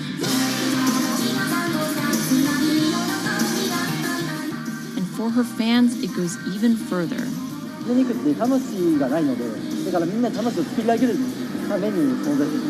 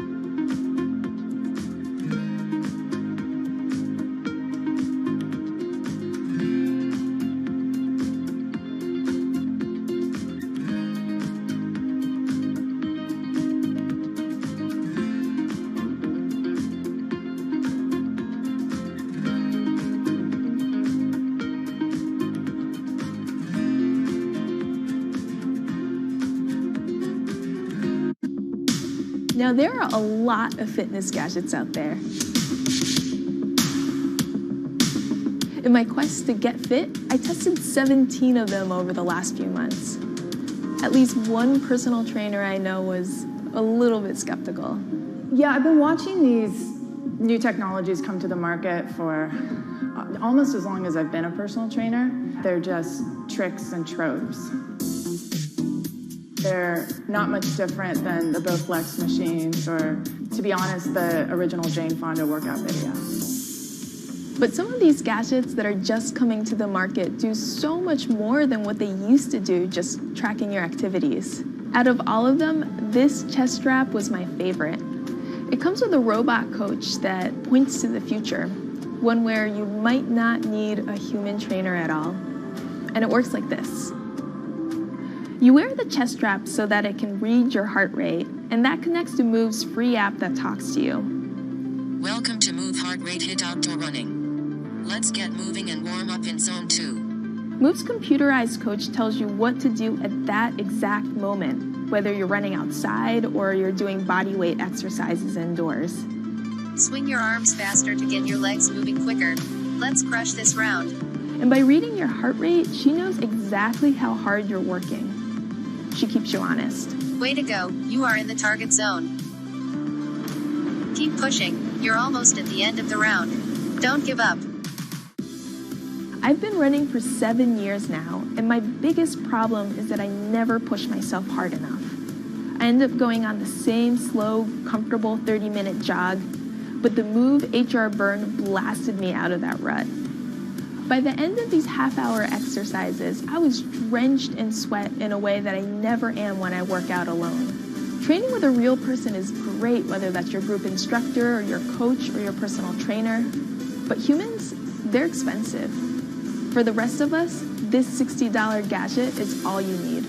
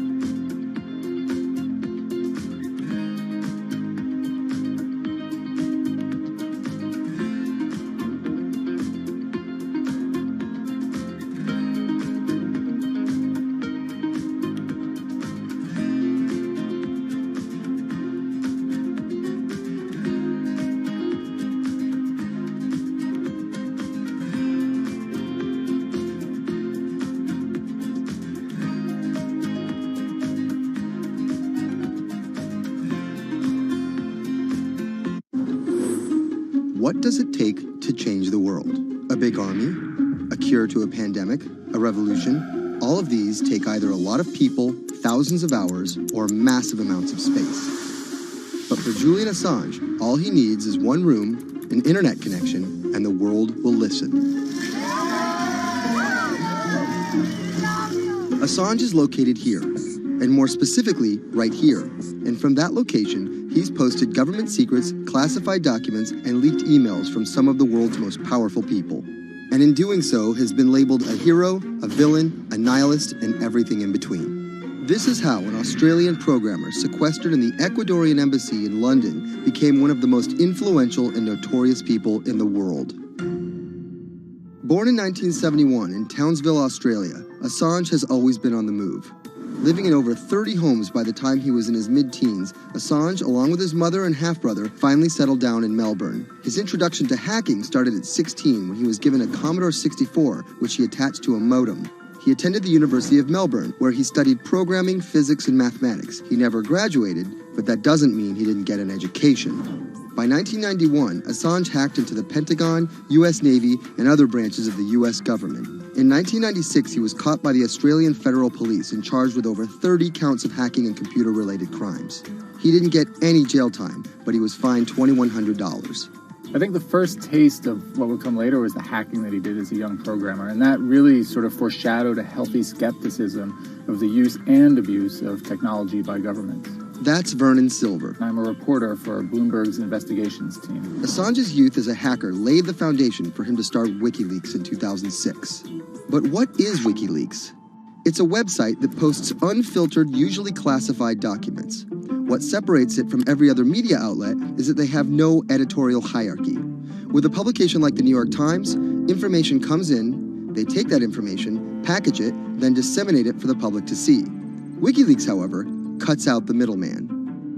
WikiLeaks gathers information, most of it given to them anonymously. So what they're doing is really very simple. They get the information in one end from who gives it to them and out the other with sometimes minimal interference. Julian Assange is the leader of that, the mastermind, the creator, and really, because he thinks of it as a journalistic enterprise, the editor-in-chief. But every story starts with a source, and Assange has some unconventional sources. Julian Assange does not hack as far as we know. He is the recipient of people who are either insiders who give him secret documents or hacked emails from a foreign power. That's Eli Lake. I am a columnist for Bloomberg. And there was no source bigger for Assange than Chelsea Manning, who used to be known as U.S. soldier Bradley Manning. In 2010, Manning provided Assange and WikiLeaks with hundreds of thousands of leaked government documents. WikiLeaks quietly began releasing the documents in February of 2010, then made big headlines in April by posting what is now known as the Collateral murder video. Come on, fire! It was a vivid, graphic video. It changed the debate on the Iraq War, and importantly, it put WikiLeaks on the map when they put it online, and they couldn't be ignored at that point. And those leaks were just the beginning. They went on to post more than 90,000 leaked documents known as the Afghan war logs, 390,000 documents known as the Iraq war logs, and 250,000 private messages between diplomats called cables in what is now known as Cablegate. These leaks were met with very real ethical questions. The problem with publishing those cables was that a number of confidential sources for U.S. diplomats who faced real danger when their names were exposed. Then Secretary of State Hillary Clinton drove the point home that every country, including the United States, must be able to have candid conversations about the people and nations with whom they deal. Shortly after Cablegate, the Swedish government issued an arrest warrant for Assange on allegations of rape and molestation. He claimed the allegations were fabricated to get him extradited to the United States, a claim the U.S. government denied. Either way, Assange's next move was to seek refuge in the Ecuadorian embassy, which really was the beginning of the new chapter in his life and what we're dealing with now, which is him being stuck in London. What was supposed to be an office in an embassy is now Assange's self-imposed prison to this very day. But that doesn't mean he's slowed down. Since being trapped in the embassy, WikiLeaks has released files about Guantanamo Bay prisoners, Syrian political figures, and the draft to the Trans-Pacific Partnership. And then came the 2016 U.S. election. Thousands of leaked emails showed Democratic Party officials possibly plotting against Bernie Sanders in his race against Hillary Clinton. Over the course of 68 days, WikiLeaks released 20,000 confidential Democratic National Committee emails. In terms of the presidential race, if you look right here, when Assange released the first batch of emails, Trump actually takes his first lead against Clinton. I think we've had enough of the Clintons, in all fairness. Once WikiLeaks started exposing secrets of the Democratic Party, Julian Assange became a hero to many on the right. Public opinion kind of flip-flopped. WikiLeaks. From the emails, we now know Hillary Clinton's campaign manager makes risotto, and also how the DNC squashed Bernie Sanders' campaign. One thing we don't know is who gave Assange the stolen emails in the first place. Many leading Democrats say they suspect it was the Russians. They released an analysis from a private cybersecurity firm that had said it was the Russians. But Assange claims our source is not the Russian government, and it is not a state party. So this is where we stand today. The public still doesn't know who provided the emails to WikiLeaks. Meanwhile, Assange is still running WikiLeaks and still releasing documents. In March 2017, he started publishing documents from the CIA's Center for Cyber Intelligence called Vault 7. The CIA, the agency charged with finding and keeping our top secrets, can't keep its own secrets. As long as Assange has a connection to the world, no government secret will be too far from exposure. Julian Assange is still in the embassy. Maybe he'll leave, maybe he won't. Kind of regardless, his work has been done.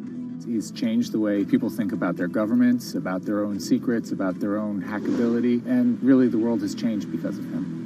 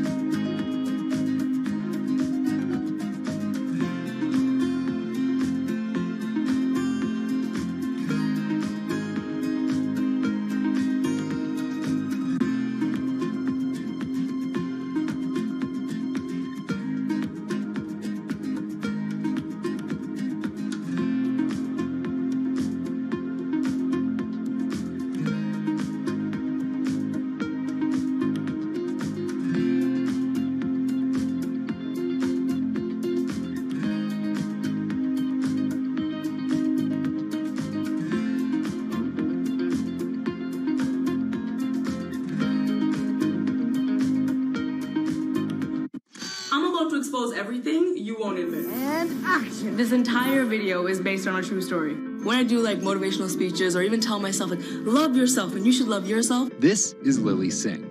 But to fans all over the world, she's the YouTube star Superwoman. What if everyone is a girl, Superwoman? I know we can change the world for the better, one positive day at a time. My parents now know what I do. They didn't know what I did for a long time in the beginning of my career. I was just making videos in my room. They had no idea. Mom, Dad, have you seen my keys? I can't find them anywhere. Because you're always on phone. Until someone called them, like a family member from another part of Canada, was like, Canada, is your daughter making videos? And my mom was like, I don't know, Lily, are you making videos?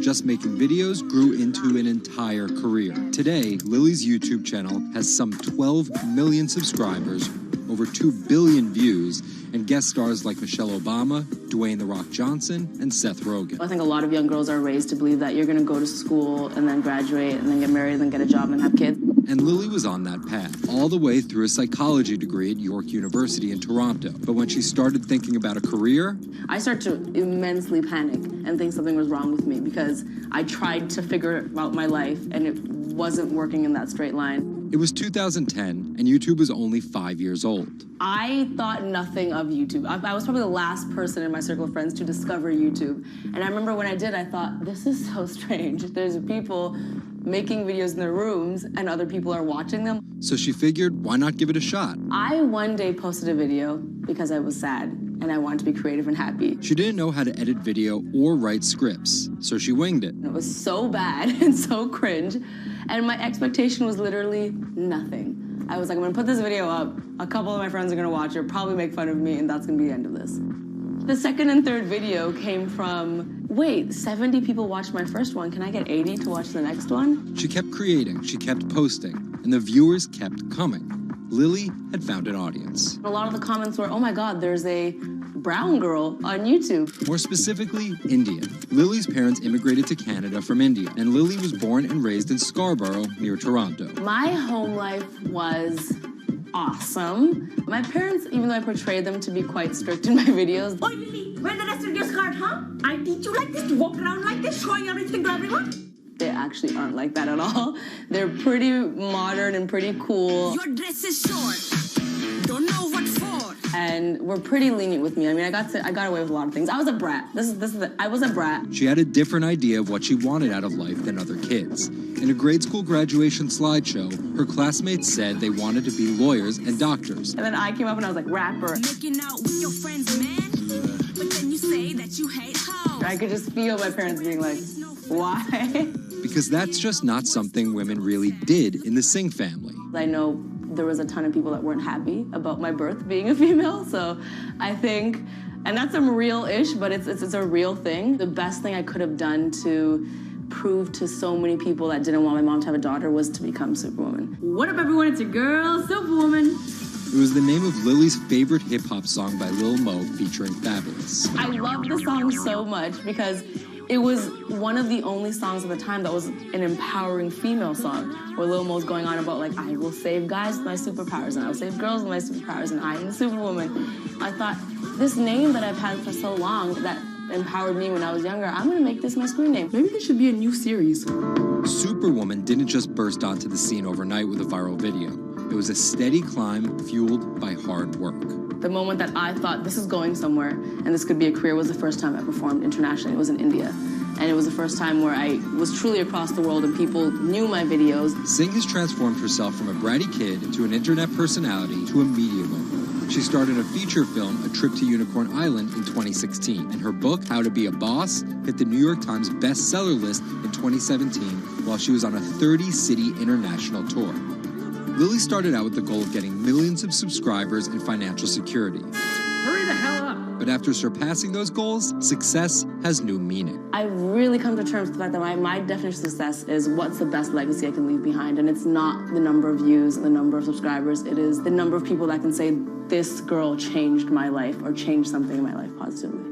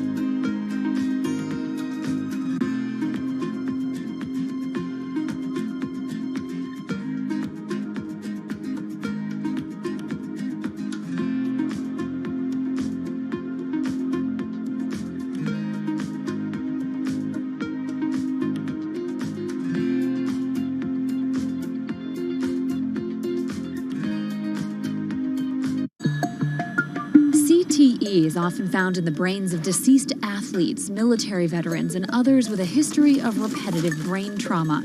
Hundreds have donated their brains to the VA Boston University Concussion Legacy Foundation Brain Bank. This is a former NFL player who died in his early 70s, and this is a veteran who also died in his early 70s. Dr. Ann McKee dissects these brains. The hippocampus and the mammillary bodies are very important for memory. I can see that they're slightly affected. McKee recently dissected the brain of former New England Patriots player Aaron Hernandez, who was convicted of murder and later committed suicide. You'll see right away that the brain is showing signs of shrinkage. You can see the crevices in the brain that you can't see in the normal. McKee says Hernandez's severe case of CTE impacted his decision-making, depression, and ability to control rage and aggression. Right now, she thinks we're underestimating how many people have CTE. We were able to distinguish between CTE and controls and CTE and Alzheimer's disease.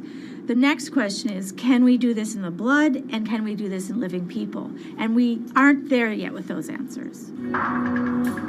But the need for a diagnosis in the living is motivating companies such as Quanterix in Lexington, Massachusetts, to work faster on technology that could diagnose concussions and CTE in as few as 30 minutes. Kevin Rosovsky is the CEO. It's like a high-powered microscope. And so by doing that, we can see little biomarkers that you couldn't see before in the blood. Quanterix received a grant from the NFL and just went public. Since then, its stock is up more than 40%. The company sells a machine called Simoa for $175,000 to other biotechs, hospitals, and researchers. And for the first time in history, we're able to see brain health in blood, and that's a major breakthrough, and that's leading to less invasive testing, and we've already been able to see evidence of concussions, and there's the beginning evidence of being able to see the accumulated effect of concussions. Quanterix is also trying to detect Alzheimer's disease, multiple sclerosis, and ALS.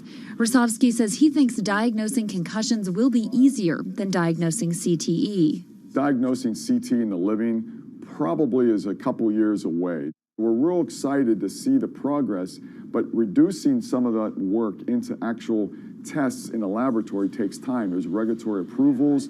There's a lot of red tape that you have to go through. Also in this race to diagnose CTE in the blood are Athlon Medical and Exosome Sciences. And New York's Mount Sinai Hospital is scanning for the disease in the living. But it's just one step in a series of questions for those with serious head trauma. There's still no cure for CTE. Even if we had a great idea for a treatment, there's no way to test whether it's effective or not. So that's the enormous advance that we'll get if we can develop a biomarker for this disease. In Boston, Ann Mostu, Bloomberg News.